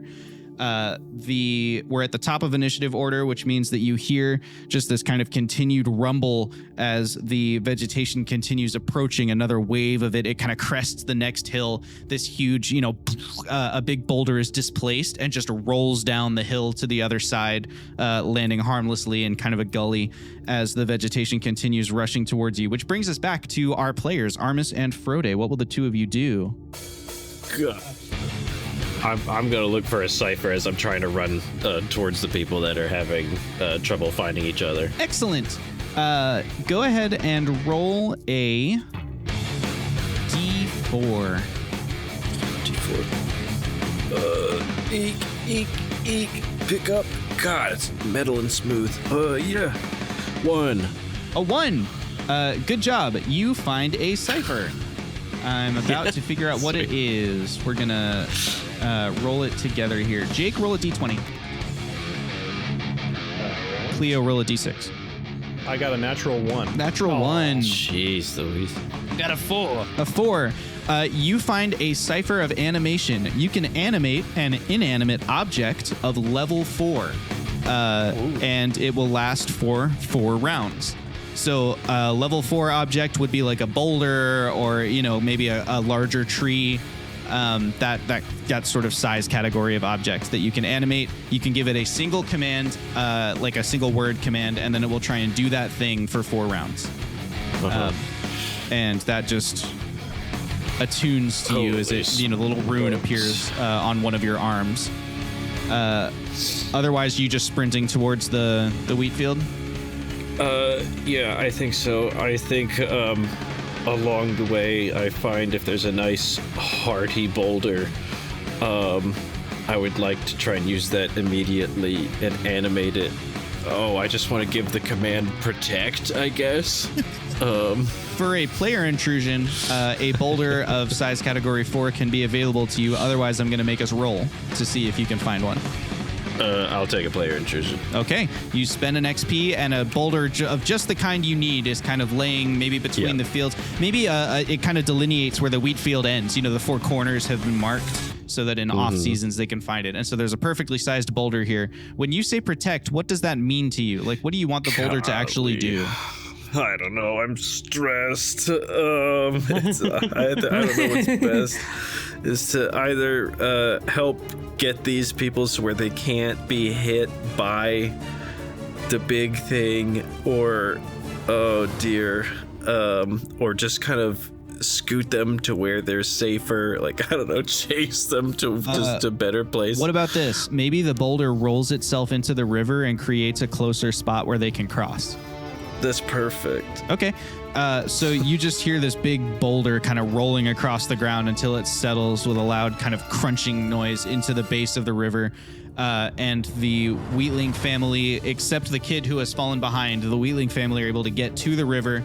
They go across, except the dad is still like jumping up in the air trying to spot in the wheat field where like the little kid Wheatling is.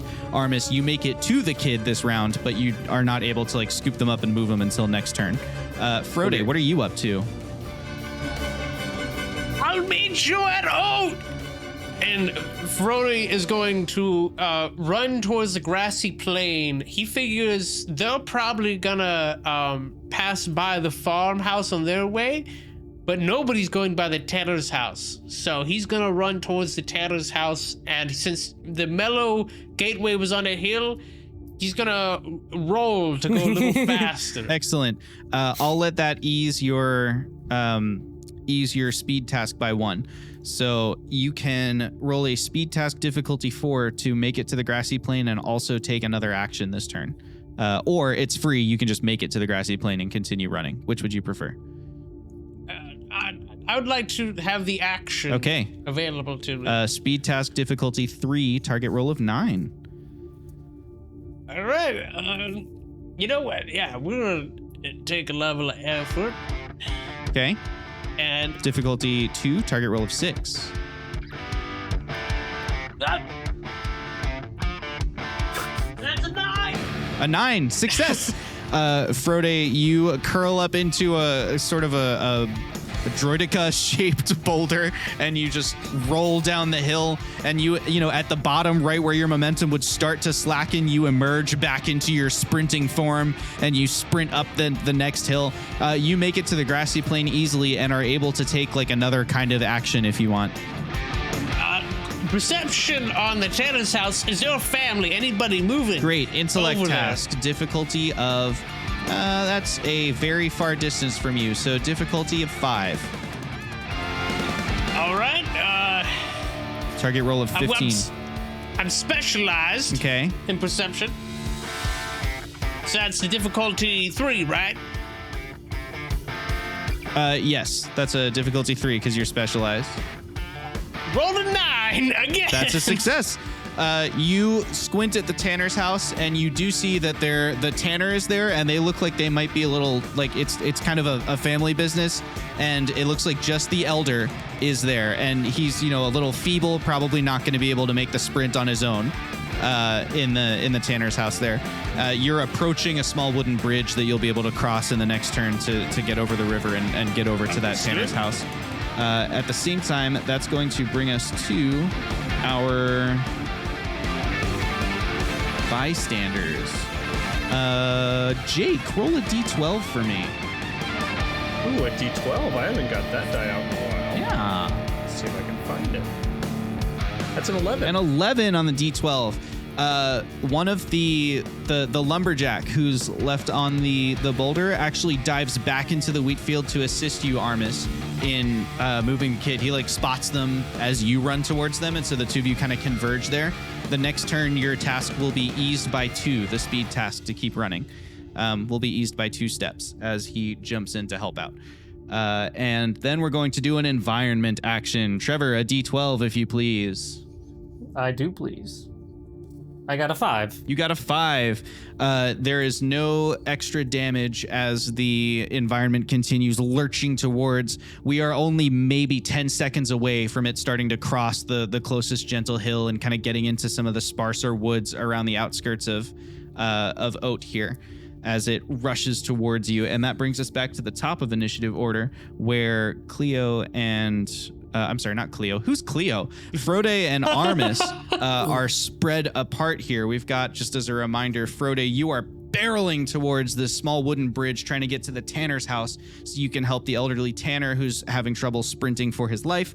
And Armis, between you and the kind of dad wheatling, you have a little kid wheatling that you've scooped up, and the 3 of you are rushing towards the river crossing you created with your boulder, which will lead you over to a wheat field or a denser set of woods here at the outskirts of the city of Oat. And that brings us to the round. Oh my god. Jeez Louise. Can I ask if we just keep, this thing's just gonna crush everything, right? Even if we get to the town, or... Yes, I suppose, you don't know for sure that it will get stuck at the water, but you have no indication that it would do that. So as far as you know, unless one of you is able to, put a stop to this thing or put up some kind of barricade or shield or, something... right now, the whole town of Oat is unprotected against this incoming rush of magical stuff. God. Holy moly. We still have a mind link thing, right? Yes, you and Frode, because the stone is with you, so you have the mind link. Oh, that's perfect. Right. So Frode barreling along with this floating kind of black stone disc over his head. Little disc. Little disc. Armis, while he's just running with this kid, tries and speaks with Frode in his mind. Frode, I'm really scared that we're just gonna keep on running and not solve the problem. And do you think we could just keep finding ciphers and protect the town, or should we just try and go towards that big? I'm gonna protect. But if frank with you, Armis, the source of it is very far away. We wouldn't make it there in time before the town's overrun. So I don't think we can stop it in time at its source, but we can at least try to delay it. I just don't know how to delay this kind of thing. I'm hoping we can get them towards more of the developed area of Oat, which might help hold back the roots, and then we can work from there, but... Alrighty, if it's our best plan, I'm just gonna If you would like to try and analyze further, you could roll an intellect task as the vegetation gets closer. That's an option that you could continue doing. Use the disc, little disc. That's what it's for. Oh my god. Yeah, send the disc, Frode, please. Send the disc. Lil Disk, we need to know what to do in this moment with the growth and the people in the town and the... As you're sprinting and rushing towards this bridge, you know, your footfalls on the grass go from soft thuds to kind of loud wooden thunks as you cross over the small wooden bridge. You hear Sarah's voice, your analyst, looking back and going, wow, this looks like a bit of a mess. Let's see here. Okay, so we need to try and understand how to slow this vegetation. Is that what you're asking me for? Let's see here. Yes. And you can hear like above you, you hear like, you know, little like like she's analyzing. Oh my God, it's on dial-up. She's looking around at it. She's, let's see here. Okay, so there are a few things that we know about vegetation. Cleo, sorry, holding up the phone. Take an XP. Cleo's holding up her phone for those of you listening on audio only, like she's showing like a FaceTime.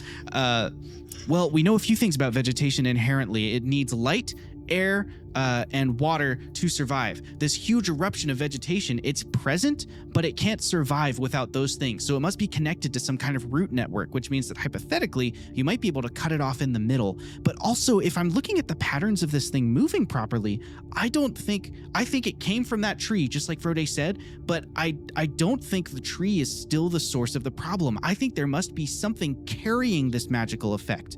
I bet if you were to look closely at the edges of this wave of vegetation rushing across the hills towards you, I bet you would see some kind of small creatures carrying maybe magical artifacts or ciphers or something strange that might be causing this problem. I can't zoom in far enough to see anything, so they might be really tiny, but I bet if you were to find those creatures and either scare them away or kill them or capture them in some way, I bet you could halt the rush of vegetation. Now, obviously, this is a big wave, but you might be able to protect the people here if you can get them all into one location. Okay, great. Scare small creatures! Good luck. And she kind of disconnects. And that is one of your 2 uses of the analytic disc for the day. As Frode continues crossing the small wooden bridge, you careen into the tanner's house. Do you even bother with the door, or are you just rolling through? What? Is the old man outside or inside? He's inside. You saw him through a window. All right. I'm gonna bust through the door, and I'm just like, the meaning of this? can you still glide? These old wings haven't really been flying much these days. I know it's a bad habit, but I've gotten very comfortable here with this televibe. And he points over at the wall. There's this large disc. It's displaying an advertisement for Mama Clara's Baked Goods. Like, I'd love to try one of these one day. And you're gonna learn how to glide real fast, old timer. It's like a bike, right? You're just gonna scoop him up. I'm gonna scoop him up, and I'm gonna chuck him as far as I can towards Oat. From inside or outside?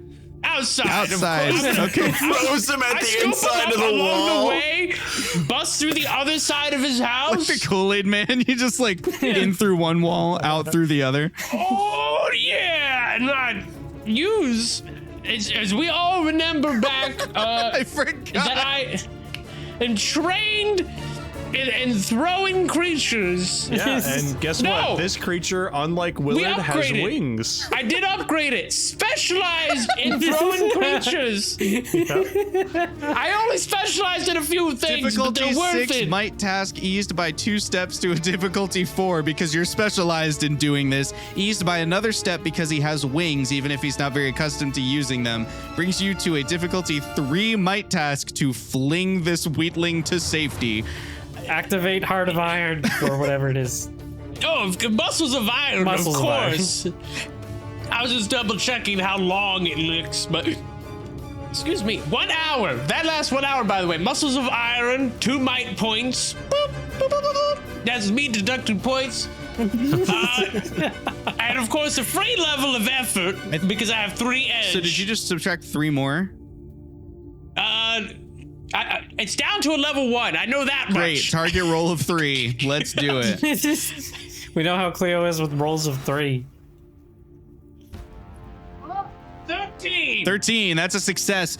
You throw that wheatling, and he just flies off into the distance towards one of the grassy plains just outside the city of Oat. He's screaming, but it kind of fades away into the distance because he's also small. He's like, "Arr!" As he flies in the distance, you see his old wings kind of attempting to flutter. Luckily, 3 other wheatlings from the town fly out to catch him, and that's going to be their bystander action for this round. So we're not going to roll for them to take an action this round.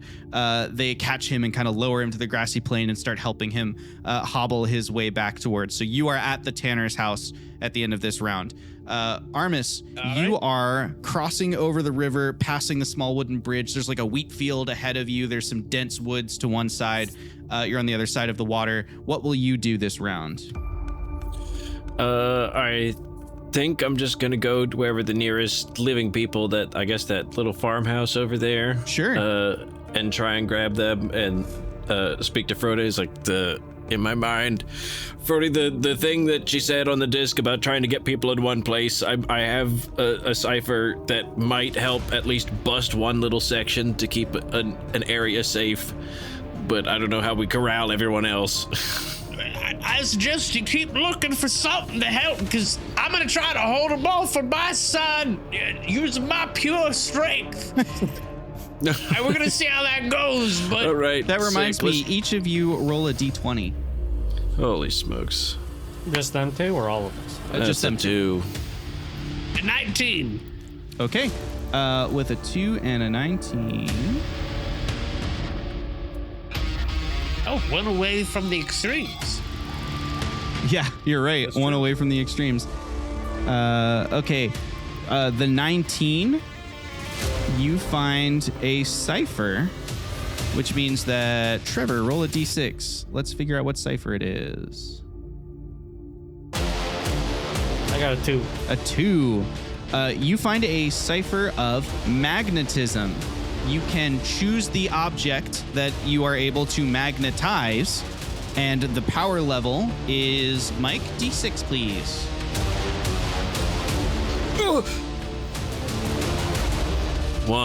One. You have a level 1 cypher of magnetism. It's more like telekinesis. You pick one object to push or pull, and it essentially will be like any small object, like, you know, because it's a level 1. So you can do small objects, maybe a wheatling you might be able to push or pull, and because it's a level 1, they'll be able to be pushed a short distance.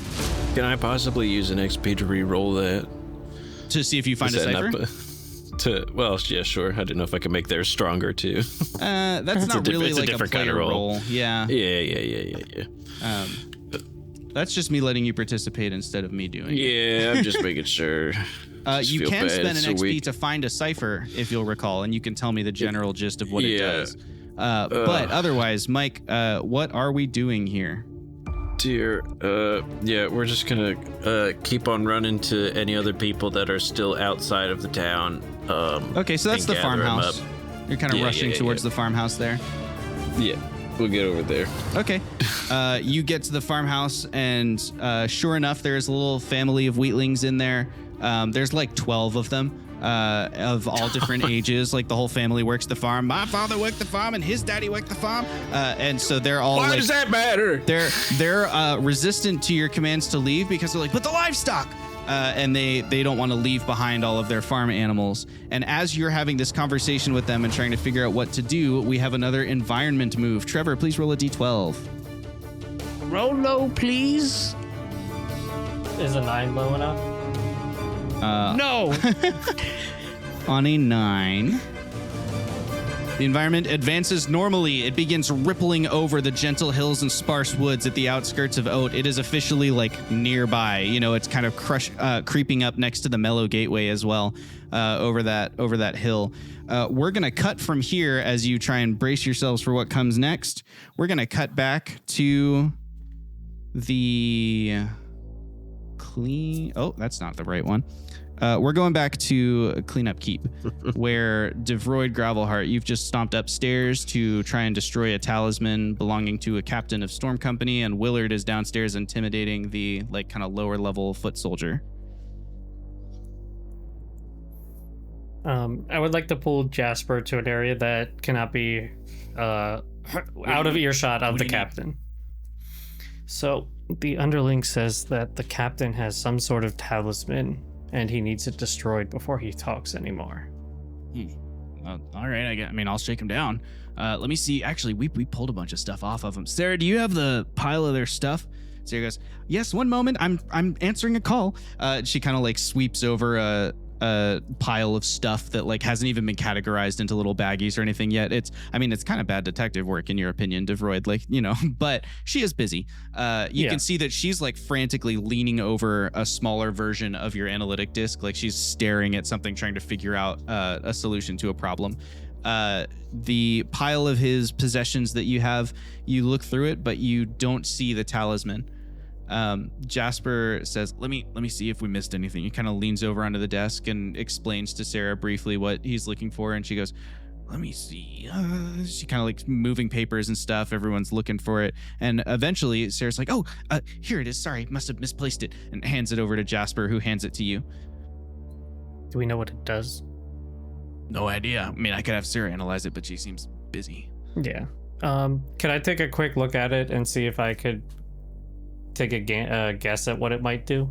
It might be a tracker. They might be using it the same way you're using your coin. Okay. Yeah, then I'm gonna destroy it up here. Sure. Just like. Yep. It's like one or two hits with your battle axe, and it just shatters in front of you. The captain looks up at you grimly. You shouldn't have done that. Jasper. Yeah? They, one, definitely have a lock on the location, and two, know that we know that they know. All right, I guess we'll lock the place down. And he turns around and starts giving orders. And again, there's kind of this eruption of activity. Willard, from downstairs, you and the foot soldier of the blue cloaks hear just this kind of eruption of, footsteps and yelling and people grabbing different armaments and armors and things. And he goes, that doesn't sound good. And then there's kind of the noise of a cypher being activated, and like blast doors, like big stone panels, kind of slide in front of the nice panoramic windows that we're looking out over the mountain vista in front of you. So now the room is just plunged into darkness. There's this very dim illumination coming from a candle that just kind of erupts into like a little ever-burning flame illusion on the wall. Instead of flinching or saying anything or acting like anything is different, once the lights come down and it's just that flame, Willard won't even look up, but just a little smile will go on his face in response. Keep twirling the knife. And then Davroid will go back down with a cup of mild, lukewarm coffee and pastries that probably have been sitting out for a little bit too long, but aren't bad. Okay. And approaches the is it bars? Yeah, it's like iron bars. And just sets the coffee, the pastry down, steps away. You thirsty or hungry? Would you poison it? Why would I poison it? We still have a lot to talk about. Yeah, you probably put something in there to try and get me to talk, didn't you? No. I know what they make. And as you're kind of like tuning into his thing, you get a brief glimpse of the Four Guys Ventures and Vibes logo before it flits away, just like crossing his mind. I drink it, don't drink it, eat it, don't eat it. I just did that because I, like I said, want to make your life more comfortable and better. You've cooperated so far, and I've done my part in destroying said talisman. So I would like us to continue operating in good faith. Whatever.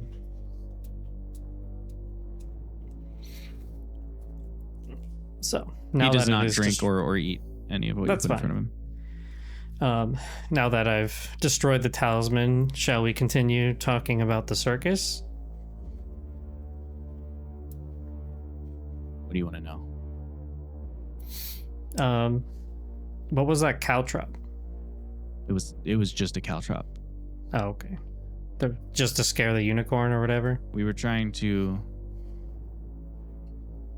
We were testing a means of assaulting someone's mount so that it would fall over and then we could attack whoever the rider was. In his mind, though, you see again like lots of instances of them studying wild magic. Okay. They seem to have been like taking detailed notes on different wild magic things, and you see like drawers full of dossiers of like different kinds of wild magic, and you see a kind of like a white lab coat or maybe an artificer's cloak of some kind, all in his mind, kind of flashing through. Makes sense. I would like to talk about what's to come.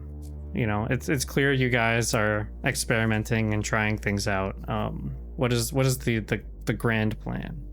What are you planning next? I think they tell me. I think you might have an inkling. He looks over again at Willard, just like flipping the knife over his fingers, and he looks back at you and he goes, "It's not worth it, man. You can't protect me from them. They're already coming." Yeah, I think we can protect you from them. You can get stabbed now, or you can take the chance of cooperating and living a relatively normal life after this. What relatively normal life? Where would you put me? You don't have witness protection. Actually, might be able to get... a voice kind of echoes down the stairs, and the I guess neither of you saw him. So no, Willard, you saw outside there was this guy who was arguing about jurisdiction when you and Armis and everyone were on their way back. He's now walking down the stairs with his little badge displaying. Davroid, you see your boss, Head Detective Nappert, walk into the room, and he goes, "I heard you've got a bit of a prisoner situation here. I'd be happy to loan my own holding cells in the city of Gaim, you know, in the name of protecting the operation here." And behind him, one of the wardens is following him down like, this isn't even like an operation. This is a totally, it's a training exercise. It's not even, and he goes, "We both know it's no training exercise. And I'm here to ensure that this whole operation doesn't fall apart. I'm good at that. Davroid, I'm sure we can work something out." Can we talk away from everyone?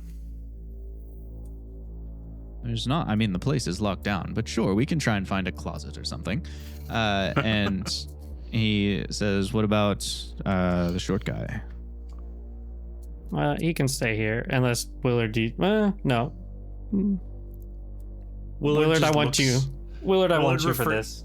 Willard refuses to look up and acknowledge that he's short. he like the hat stays level, but he just like squints at Davroid, and him and Davroid should still have the telepathic link, right? Because that was the potion they took. And he will telepathically ask Davroid, "What is this?" This is my telepathically, obviously. Yeah.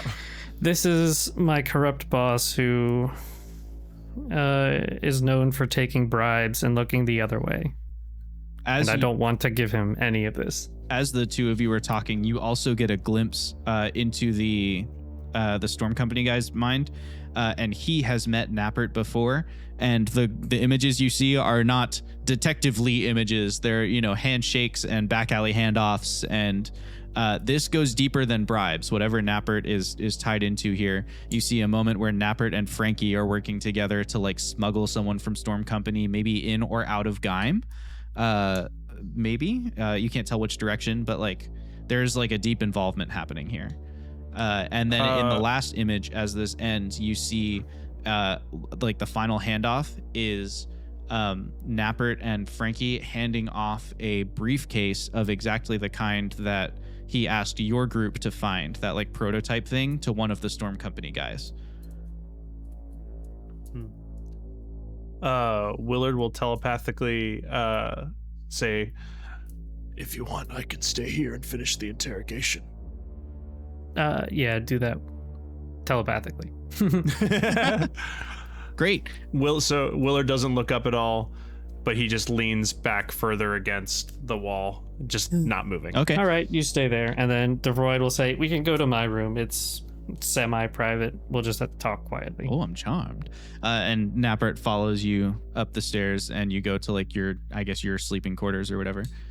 Now, Davroid, You know we can't have this kind of scrutiny being placed on our operation here, and you really are in a bind. If this place is going to come under attack, surely you need the resources that I can offer. You're not here to help me. You're here to save your own ass. It could be both. Help me to help you, old friend. I think we can take care of this ourselves. I don't think we need the resources that you offer. Nor do I want to pay the price that those resources come with. Ah, but think about the price of not working with me. We want to be a team, don't we? Teams don't want to let anything happen to their mentors, for example. I don't think you could touch her. Oh, my friend, it's too late for that. She's in holding. She's suspected of interacting with a broker, if you can imagine that, a fellow named Frankie, and then assisting him in escaping from a safe house where he was being interrogated. I'm gonna relay all of this to Willard, like telepathically. Okay. As it's happening.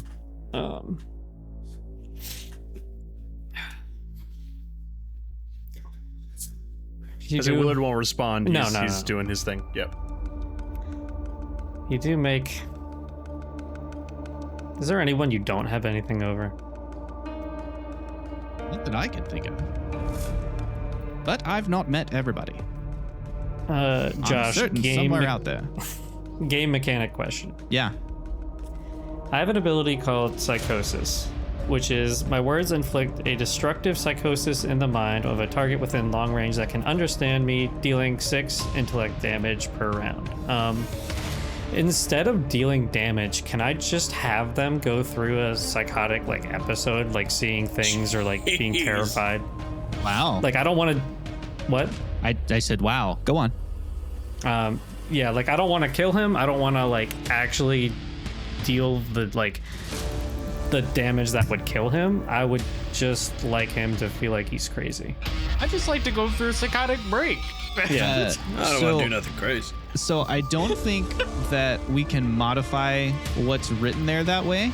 But what you could do is you could spend an XP on a player intrusion to discover a new ability or expand your abilities in a certain way that's kind of a one-off, and you could use that ability, inflict the 6 points of damage, and put him into a psychotic episode using the player intrusion, because you'd be building on the ability that already exists. Okay. So I that'd do be a not thing have an you could XP do. to spend. Oh, that's tricky. Yeah. Okay. Well, I've definitely been learning from this experience overall, and I can't keep doing this for you. I'm trying to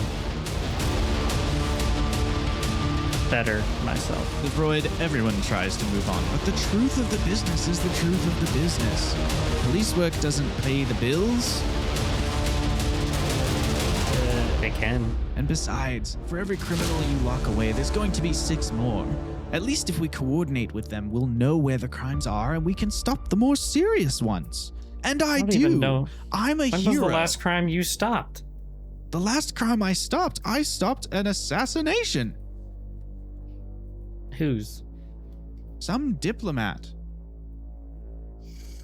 Yeah, I Frankie, the broker, who we've worked with in the past, have a good relationship. He fed me intel on an assassination that he had booked with this diplomat, and I was able to arrange it so that the diplomat got busted. Frankie sold him out in order to keep his own. It's the same thing. Frankie was keeping his own neck safe by selling out his contact, and I'm doing the same thing. I'm stopping the severe crimes, but if you don't allow the petty crimes to, to continue on their own, well, then you're going to have unknown factors that enter. Think about Tumbleweb. Think about how lawless things are there with their sheriff's department and things. It's so much more orderly here in Gaim, and that's because we know when to let a little fish swim to attract a bigger fish right into the net. Wilder's getting... This is a little Willard fish. is getting all of this. Let me make this go away. I'm helping you. Napper, when this is all over, I'm coming for you. And then Davroid just opens the curtain, leaves, and heads down to continue the interrogation. That was rude. Davroid, you head downstairs to continue the interrogation. Willard, while that's happening, you have maybe taken over the interrogation. I'm not sure. So you were leaning on the wall. Davroid's footsteps disappear up the steps. And what are you doing down here? So, Willard, as you may know, is bad cop. Yeah. So Willard, as soon as steps fade away up the stairway, he's been flicking this knife back and forth in his fingers, and almost with no perceptible flick of the wrist, suddenly the knife is inches from this lieutenant's feet, dug into the ground. And he takes 2 little steps forward, hat still covering his eyes, and he says, You think Nappert will protect you? You think that corrupt politician can save you? I'm the only one that can save you, and I'm the only one that can kill you. and he just takes another step forward and will use terrifying presence. Okay. What level is he, this creature? Level 4. Okay. And it's eased. So you had it eased by 1, but you're going to change. So like that ease will go away because you're replacing it with, I think, a 2-step easement, right? Yes. So basically, yes, that is correct. Okay. So it's costing me 4 or 5 intellect points to do this, but yes. Got it. So now it's a difficulty 2 intimidation. What do you? Whoa, man! What do you want to know? Tell me what you're planning. What's the goal? What's the aim? Okay, so roll that difficulty you know 2 something. target roll of 6. 11. That's a success. And he goes, Yep. "Oh, okay, man. Okay, look. I don't know all the details. I wasn't lying. I really am just like a frontline guy. Okay, but I've heard some stuff. Okay, they took over. What? Okay, look. So we've got like an inside track, right? We've got an inside track on these incidents, and we're using them to create our own artifacts and ciphers so that we can trigger the wild magic incidents. So we've been studying them, and I guess the boss is planning to use them to, I don't know exactly what for, but they have this whole, they got this weird, this box thing. It's like a case, and they're able to like, I don't know, they like put it around magic, and I don't know, it kind of does something. It makes these weird kind of whispery sounds and stuff. I don't understand all the details. You gotta believe me, man. I'm telling the truth. I don't know how it works, okay? I just escort the guys, and then one of the guys will get out there and they'll open the box, and then the magic stuff goes in, and then like pills come out that they can use later. They can chew on, and it turns on. It makes the thing happen again, and that's what we were doing. That was the first real run of it was in that mountain pass where you caught me. I was there trying to, I was just a guard guy, but we were going to use it to trigger these illusions because we had read in the report from. That's all I know, man. I swear that's all I know. You're not sure if that's all he knows, but he's clearly he's starting to cooperate with you. Yep. Willard will take another step towards the bars and say, Good. It's a good start. I appreciate this. Yes, a good start. and he will ask, okay, what does he want to know next? How long have you been gathering these pills? I don't know, because I wasn't there when it started. I've done 3 collection missions. I don't know if that's all of them. I've only been on 3.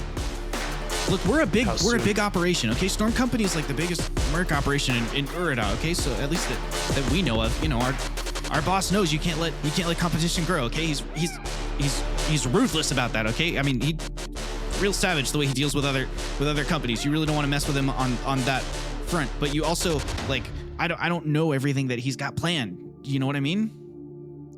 Who is your boss?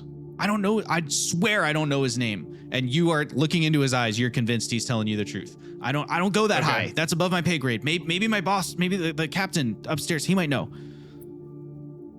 All right. We just call him Storm. Storm. Keep hearing that. I believe you. You just gotta keep cooperating. Wait, what? Keep cooperating. I think I've done a lot of good cooperating. Oh, you have? Yeah. You have. So probably you could ease up now, right? How soon? Like, how soon will this plan come to fruition? What does it feel? I know you think you don't know. You think you don't know. How does it feel?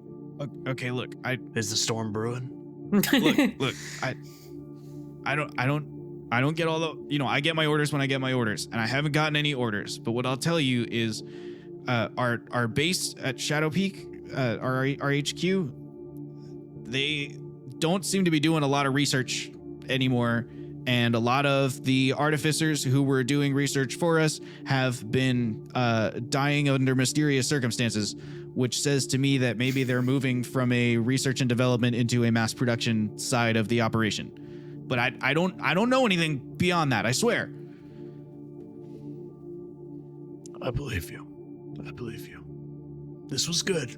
This is a good conversation. And his like mouth will move into a bit of a smile. This was productive. I appreciate this. And he kind of like will gesture back and forth. Now I'll hold up my end of the deal. All right. You will not be hurt here. I'll make sure of that. Thanks, man. If you're as scary to them as you are to me, we might have a chance. We have more than a chance. He just kind of slides down the bars at the back of his cell onto the ground. Davroid, you come down the steps in time to see. Could I speak to Jasper before I come down? Oh, sure. Hey, what's up, Davroid? What did your boss want? One, I'm pretty sure you know this already. He's very clearly working with Blue Cloaks. With the Blue Cloaks? Yes. GM intrusion that at that moment Nappert runs into the like front area and grabs the arm of the captain, and he's going to try and wrench him out like through one of the windows. Now it's locked down, so there's going to definitely be a chance here for everyone to respond. But he's going to try and break the captain out and get him to safety. Jasper, whoa! And I will need a speed task with a difficulty of 4 for you to respond in time. And we're also going to roll one for Jasper. Cleo's going to roll that. Okay. So Cleo's just a D20 essentially with a difficulty of 12. Roll a 7. Rolled a 7. Jasper's not quick enough. What? It's like the information you gave him like sets in, and so it takes like a beat for him to get back to like being in the moment. Like all the gears are clicking into place. Also, remember to, if you're going to accept the intrusion, to take the XP and give one to someone else. Yep. I will. Well, I can't refuse it. I will accept it. Okay. And I'll give the other XP to Willard. Great. Thank you. And then I don't have anything that can help me, but I will use 2 levels of effort. Okay. So now it's a difficulty 2 speed task with a target roll of 6. And I will roll. That is a 12. That's a 12. There we go. You grab him by the shoulders as he's on his way out, and you haul him back in. He's still holding the captain, who's also hauled back into the building, and immediately just a pile of gold wardens on top of them. And Jasper goes, "We knew he was corrupt, but this is convenient. We're going to need another cell. Can someone call one of the architects back up here? I mean, maybe wait till after lockdown, but in the meantime, he could stay with me." And Jasper, for like the first time you've seen the whole time, hefts his 2 battle axes onto his shoulder and steps over to like stand guard over Nappert and the captain of the Blue Cloaks, and just like stares him down. I'd like to grab the captain of the Blue Cloaks by like the standard police, escort, where like handcuffs hand on like their head or shoulder, and start like moving them towards the cell area. And then as I'm coming down, like, Willard, it's time for the next interrogation. Indeed it is. And Willard will, if Willard's able to, kind of like open up the bars that the other guy is behind, and kind of he'll lead the guy who talked out, and mostly just to throw him off his game a little bit. He's like, the hat is kind of tilted back, and he's kind of like all friendly with him, being like, You did a good job. We're coming upstairs now. and kind of bringing him up. Okay, great. You bring him up. You see the whole scene upstairs. You know, he probably doesn't need guard, like an armed guard necessarily. You just lock him in a room somewhere and go back downstairs to rejoin Davroid. Yep. But we don't. We cut back to the village of Oat, or the town of Oat, as Frode and Armis are trying to figure out how to take care of these civilians. Armis, you're in a farmhouse with, you know, the family are like trying to, like, we don't want to run to safety without our livestock, but also like it's, you know, it's a flock of whatever they have, you know, probably cows or something, a herd of cows. And then over at the tanner's house, Frode, you've just thrown kind of an old man towards the, like, the grassy plains near the town, but you've still got to get through this overgrown field, which is, you know, slowing you down a little bit, just kind of like high stepping over the brambles and crap. I'm not moving any further.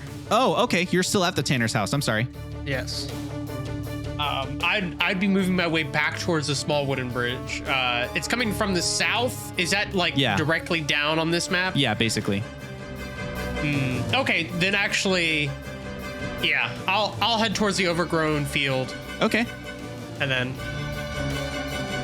is your goal just to kind of wait there for the stuff to reach you?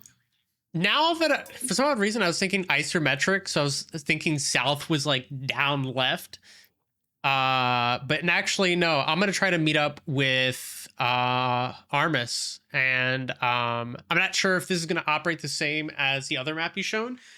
But can I take like a difficulty check to go from overgrown field to the wheat field? Yeah, absolutely. It's just that the overgrowth and then the woods in between make it really tough to navigate. So it's a speed task with a difficulty of 6 to get there without like falling or becoming stuck or entangled or something in the middle. Okay.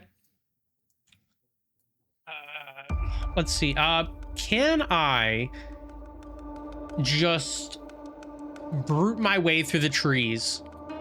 Not even try to navigate, just go in a straight line through trees. Oh, you want to use might? Yeah. I'll let you use might. It's still a difficulty 6 task, but you can definitely try and just power through that way. Okay. Now, everybody, let's count. We got Muscles of iron. the muscles of iron, eased by 1. Oh, We got a free level, eased by another 1. Oof. I think we're just gonna have to go with that. And I'm just gonna go ahead and use a level of effort, ease it by another 1. Burn another. Down to a 2 points difficulty here. 3, target roll of 9 at the moment. We'll go with that. All right, target roll of 9. 13. That's a success. We got it. Frode just Let's go. powers through to get over to the wheat field. Armis, what are you doing over here at the farmhouse? I'm trying to just get these people, like, what do you mean your freaking livestock? Go get your livestock, herd them into the town. You guys know better than anybody how to get them over there. Just do it. And if they don't listen to that, are they going to listen to that? Well, I'm going to roll a bystander action for them, and we're going to see if they can do it or if they freeze up. Okay. So I'd like a D12 from Trevor. And then based on that, you'll have a chance to respond, Mike. Okay, gotcha. I got a 5. You got a 5. They freeze up. Between you yelling and the stuff kind of rushing towards them and everything, they freeze up. All right, I'm going to use my newly acquired ability, Oratory. Okay. When speaking with a group of intelligent creatures that can understand you and aren't hostile, you convince them to take one reasonable action in the next round. Great. Reasonable action should not put them in danger and whatnot like that. Perfect. So you convince them, and you are sure that they're going to unfreeze next round and do this. Like you've got it. Booyah. Good work. Good idea. Thank you. And that will bring us to the environment actions. I'd like a D12 from Jake, please. All right. Let's go, Jake. That's a 6. That's a 6. we hear this huge kind of explosion as the lumberjack's house is just ripped out of the ground on the other side of the river. You see it blasted into the air as thorns and vines kind of erupt through it. The vegetation kind of filling in around there as it sweeps in closer. It's like basically approaching the border of the river here. So there's just these 3 bridges standing in the way. And as it does that, Jake, remind me that number. It was a 6. It was a 6. That's all that happens then as it continues to advance. You guys are getting real lucky on the environment actions here.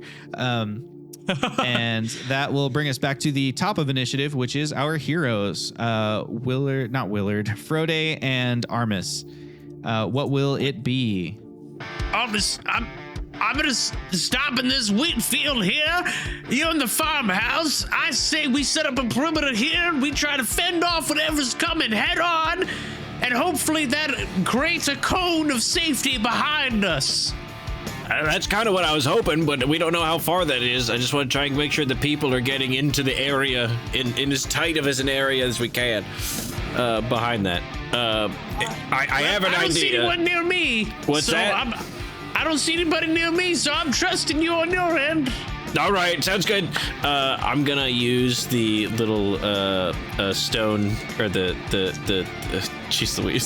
guardian thing that Jasper gave me, and I'm gonna crack that on the ground and have ask him to go into the town and try and collect as many people into the area behind where we're trying to make this defense as possible. Absolutely. You smash that on the ground, and in kind of a puff of smoke, he's got his battle axes drawn already on his shoulder, and he goes, What's going on? What do you need? What's going on? I need you to go into that town of little freaks and get them all in one little spot behind us. Okay, it's kind of rude to call them little freaks, but I'm going to do that. I'll bring them to the vineyard right here, okay? And he just takes off running. He has an ability called Commanding Presence that he's going to activate, and his booming kind of drill sergeant's voice begins reverberating, and without doubt, most of the people in Oat are going to rally to his cry. Between that and the fact that he's going to activate a second ability, which is Signals of Authority. He's got his sigil of the Gemstone Guardians and his armor on and everything. People trust him, and so by easing the task by 4 steps, I'm not even going to make him roll anything. He drags everybody out of the town and kind of corrals them in the vineyard. It will take 2 rounds for everybody to get there, but you have more than that before the stuff arrives. So as long as Frode is able to do the thing, you have brought everyone to a safe place here. Gotcha. At the same time, I'm going to threaten Armis with a GM intrusion here. Armis, God. I think this is kind of a story moment for you that you can choose to take it or not take it. One of the little farmhouse people is focusing on the livestock and trying to do the right thing, but there's a moment where Armis has to decide between keeping himself safe or taking damage from the erupting vines in order to fling one of them to safety. Otherwise it's gonna attack them. And so it's this moment where he's looking at a family that are separated, and the dad is already busy helping someone, and so it's kind of a microcosm of his own little moment here. Holy smokes. He's gonna see that. He's gonna have that little moment where he just associates the family with his own, and he's gonna put himself over there, just hurl himself over top of a kid if he needs to. Great. Take 4 points of might damage as you fling the kid to safety, kind of getting their wings erupting, and you jump into kind of the livestock area here. And a vine erupts out of the ground and kind of coils around your body, and as it drags you back into the ground to resting, that's where you take those points of damage. So you're kind of tied up and slammed onto the ground, but the vine then goes dormant. You think that you'll be able to stand up in the next round, and you notice on the ground a little swarm of ants scuttling by, carrying these weird glowing shreds of leaves. Moving across the ground. Cleo has a hand up. Yes, Cleo. Did I do my action yet? No, that was a GM intrusion on Armis. This is 1 or 2 ants that got ahead. This is not the whole foliage thing. Sorry. So that's what happens, and then yes, we can cut over to Frode the Forsaken here and see what he's up to. I'm gonna look for one of those fing-dangled ciphers on the ground here. Roll a d20. I rolled a 19. Like Willard. Yeah, I know, right? You rolled a 19. Yes. Roll it again. Should I re-roll? Yeah, we Yes, found a 19. A 12. A 12. You find a cipher of command, like the spell in D&D, where you can give a command with a single word to a creature or item. Trevor, roll a d6. Let's figure out what power level it is. A 4. Okay, so you can give a command to a creature of level 4 or lower, like a single Okay. command. And that's the cipher that you find. If that's not to your liking, you can spend an XP to find another one. Now that works. All right. I'm gonna make my way to the south end of the wheat field. Yeah? And wait for anything to come within visible range. Okay. You see the foliage kind of erupts across the wooden bridge, is just like splintered as the foliage bursts out of one bank, and it's like one long grasping network of tree roots that stretches across the whole river and like encapsulates it in a dome, and then continues rushing towards you, just blasting across the ground. Wildflowers erupting, and different shrubs and things kind of bursting out of the ground. It starts to shake. You can feel the rumble in the earth as it gets closer and closer to you. And then you see, just like Armis did, or maybe Armis clues you in from where he's laying on the ground, that there's these like little insects kind of like a little swarm of them, and they're carrying these weird glowing leaves, like little shreds. You can tell they've been bitten, like they've bitten into the leaves, and you think that's probably All right. what's causing this eruption of vegetation. I'm gonna use then the level 4 cipher of command. It says it can work on a level 4 being, but can it work on the equivalent amount of ants? Whichever the swarm of ants equals level 4. So the ants are a swarm, and as a whole, they're a swarm of higher level than 4, but you could command a level 4 swarm of them, which it wouldn't be the whole length. Like the wheat field is it's a pretty long thing, but you could get some of them. You could certainly command some of them to stop, maybe half or maybe a quarter of the wheat field's worth. Stop, no. I'm gonna command a level 4 amount of the swarm to start cannibalizing their fellow non-commanded ants. Cannibalize is a command that I don't know if I've ever encountered somebody using with that spell. Frode shouts like an orator, cannibalize! And they begin turning on each other. What an interesting idea. Let's say, I think that spell, I think that works. That's a really creative solution. I think it takes maybe a round or two to like fizzle it out. So what I'm going to do is, instead of playing it out in continuing initiative order, I want Frode and Armis to each make a might or speed defense roll versus the approaching vegetation. And I would like Jake to roll a d12 on behalf of the bystanders. And so this is kind of like the last reaching tendrils of the incident to see if they hurt anybody. Oh dear. Oh dear. What do I do? On behalf of the bystanders, I rolled an 11. An 11. The bystanders are protected. Yay. You said D12. Yes. I got a 9. You got a 9. Yeah. I got a... Oh, go ahead. Sorry, it's Oh, a sorry, D20 for you, Armis. Not a D12. Oh my god, I'm so sorry. Jeez No, it's Louise. okay. 16. 16. Armis, you're fine. Okay. I got the 14 plus free You're level fine. effort and Yep. the muscle. Yeah. So you maybe like one kind of long thorned vine erupts out of the ground, and Frode, you just like put up a rocky hand, and it kind of like smacks into you and stops, and then falls dormant to the ground. As the insects kind of cannibalize each other. And in fact, giving them the command in this way means that instead of just a cone around the vineyard of oat, they rush out, and they kind of, some of the buildings on the outskirts of the city are lost, but mostly you have saved the city of oat with this behavior, because the swarm keeps going until it's gotten all the rest of the swarm, and that is taken care of. Is there anything as far as like wrap up or last things that you all want to do here? Jasper walks up and is like, wow, good job, you guys. That was really impressive. I'm glad I could lend a hand there in town. What do you think needs to happen here before we head back? Jasper. Jasper himself came? I thought it was just a regular warden. Armis. Or warrior. gemstone. The guardians, that's us, the bosses, and then we have wardens who were training to do stuff. But like I told you, if you need help, call, and I'm here to help. When you came here, I thought I just heard the voice of a generic gemstone warrior. I'm pretty sure I heard just gemstone warrior in my mind. But I'm happy to have you. I'm a little concerned because I was doing something kind of important on the other end, but this was also important, and I'm glad I was able to get out here and help. Well, I think I might want to. These people seem to have just lost a lot of their livelihood. And actually, you protected most of their livelihood. It's just a tanner and the lumberjack who really got kind of screwed over by this incident, it seems like. I feel like the town will support them, probably. Sorry, I couldn't see very far. I just assumed. No, they're down here, Frode. They're down here. Like, they're shorter. All the little wheatlings are like down at your feet, like, okay. Well, I might help him a little bit before I leave. But is that all right?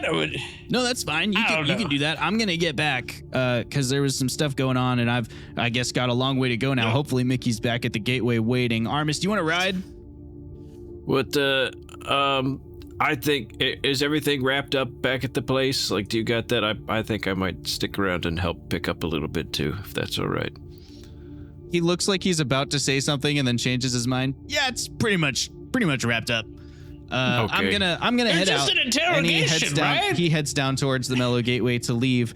We're gonna cut back to the building where you've just marched the captain down. So you have the captain on the ground level, the lower level of cleanup keep here, being interrogated. You have the foot soldier upstairs, just in like a locked room, and you have Jasper in charge of guarding Nappert. He sent the other guardians to do their other stuff because he's like, I'll watch over Nappert. And then you hear kind of a commotion and a shattering of glass upstairs and some yelling. And one of the wardens comes rushing downstairs and like kind of whispers, in your ear so that the captain doesn't hear.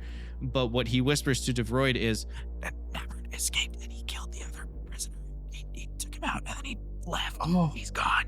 And on that note, tonight's Dungeons and Dragons session comes to a close. What session? Oh, you're right. It's not a Dungeons and Dragons session, but it is a session of the cleanup crew. It's the last remote one. The next time we see each other, most of us will be in the same room for the finale of the cleanup crew session. Wow. Will we be able to tie up the loose ends on Detective Nappert, or will Davroid lose out on this opportunity to beat up his old boss? What will happen with Shadow Peak and the Storm Company folks? We've got a lot of information, and we've still got a captain to interrogate, who we might interrogate off screen in our Discord during the week, just for the sense of logistics. What will Frode do when presented with a landmark, or will he leave it for later to try and get himself back to the Feywild? And what will Armis do as he wrestles with this kind of in-between of like, does he go back to being the violent sort of con man, or is he moving into a season of heroism? We won't know until the finale of the cleanup crew. It will be November 2nd, Saturday, November 2nd. Brace yourselves for what will be probably an 8-ish to 9-ish hour adventure session. There will be snacks. There will be laughter. There will be tears. There will be key lime pie. Yeah. And the day after, Sunday, November 3rd, join us for the Nemmies, the greatest award show in the history of tabletop role-playing games that we made up that only applies to our own campaigns. If you take any of those qualifiers out, the sentence might not be true, but as long as you leave them all in, that's the Nemmy Awards is the place to be, as well as just a little bit of an after party and an epilogue to let the players get some closure on their characters. But between now and then, there is a tiny bit of stuff happening. We're going to have one more tavern talk where we will debrief about the whole adventure we've had here. Cleo's going to teach us a little bit, and we may cover a few logistics regarding XP and leveling. And other than that, the next time we see you, it's going to be the finale of this adventure. And we're going to be tying things up with a little bow, a gunk bow, if you will. The gunk bow. Oh, yeah. Gunky little bow. The best kind. The best kind of bow. Were you going to say something, Jake? I cut you off. I was going to say, are we doing character arcs and XP? Oh yeah, we should do that. You're right. Just a little, Just you a know, little bit. We should do that stuff. You're right. Let's start with, since he asked the teacher for the homework, let's start with Willard Taffy. Do we feel like Willard took a step on his journey to righting a wrong tonight? Well, the reason why I bring it up is because this was the first time that he verbally admitted that he should go back to Tumbleweb and own up for his actions. So I believe that is probably the biggest, besides going and doing it, that is the biggest step that he's taken on his arc so far, I would argue. I think that's huge. I think accepting his fate. Yeah, I agree. I would say that's 2 XP for Willard Taffy. Thank you. Absolutely. Let's hop down here to Mike and Armis Thrupp. Mike, how do you feel like Armis is doing on his journey to kind of redemption, his return to grace? Goodness gracious, he went through a lot today. He went through the entire night without drinking. We've already done a bit of a drinking one. He opened up a little bit more to his buddies. He put his junk aside to go with, to try and just focus on a mission, and they had a beautiful moment with Jasper and having a handshake. I think he had a good time. Yeah, I think between hearing, I would say one of 2 or maybe both, there might be 2 separate steps on his journey tonight, which is 1, realizing that other people believe in him, and then 2, taking that moment of believing in himself, where he's like, I'm going to take the hit here in order to save this person because I can do that. Yeah. And also sharing that moment with Willard of like having to be like, yeah, I guess I am going to have to go talk to them at some point, good or for bad. So maybe Double acceptance. Is that 3 separate steps? What do you think, players? Ooh, I would give it to him. I think I'd give it to him. He's accepted his what is going on. He's shared. He's gone This was places. a big night for Armis Thrupp. It was. He went through a lot. Yeah, He did. Armis take 6 XP. Yes! For 3 steps on your character arc journey. Yes. Let's I talk also about. didn't. Go ahead. I didn't give away 1 XP for the. We'll do that. Intrusions. I'll give that to Frode because we were buddies. That makes sense. Thank you. Davroid Gravelheart, do you feel like you took any steps on your journey to establishing yourself with competence? I think he definitely took steps today. Standing up to Nappert and refusing. He also took charge with the interrogation and I think was fairly successful with the underling. And I guess the jury's still out on the captain, but I think overall, like, especially with Jasper being there and everything, I definitely think he has. But Can I suggest a hot take regarding Davroid Absolutely. Gravelheart? I wonder if Davroid landed his character arc tonight. I wonder if that moment when he presented Jasper with a conspiracy the Guardians didn't know about, put all the details in his hands, and led an interrogation, was that crowning moment of like, you have moved out of, for lack of a better word, like purgatory and into like, okay, this is a guy who can do the job. Like, I can trust him to do the thing. To be fair, it was a little bit of a Batman moment. yeah. I don't know. I agree, especially because he just like literally seconds before it happened, he was like, Napper's working with the Blue Cloaks, and literally Jasper had to go, wait, what? Double take as like then that action gets revealed. To me, that's the securing moment that it's like Davroid is now Jasper is like, oh, Davroid's the leader. Davroid's got this. Or maybe not even the leader, but just like he's competent. Like Davroid's thing is he just wants the respect of his peers, right? He just wants to be established as a dude who can do the job. No more second-rate detective cracks. No more being confined to the 9th and 10th tier.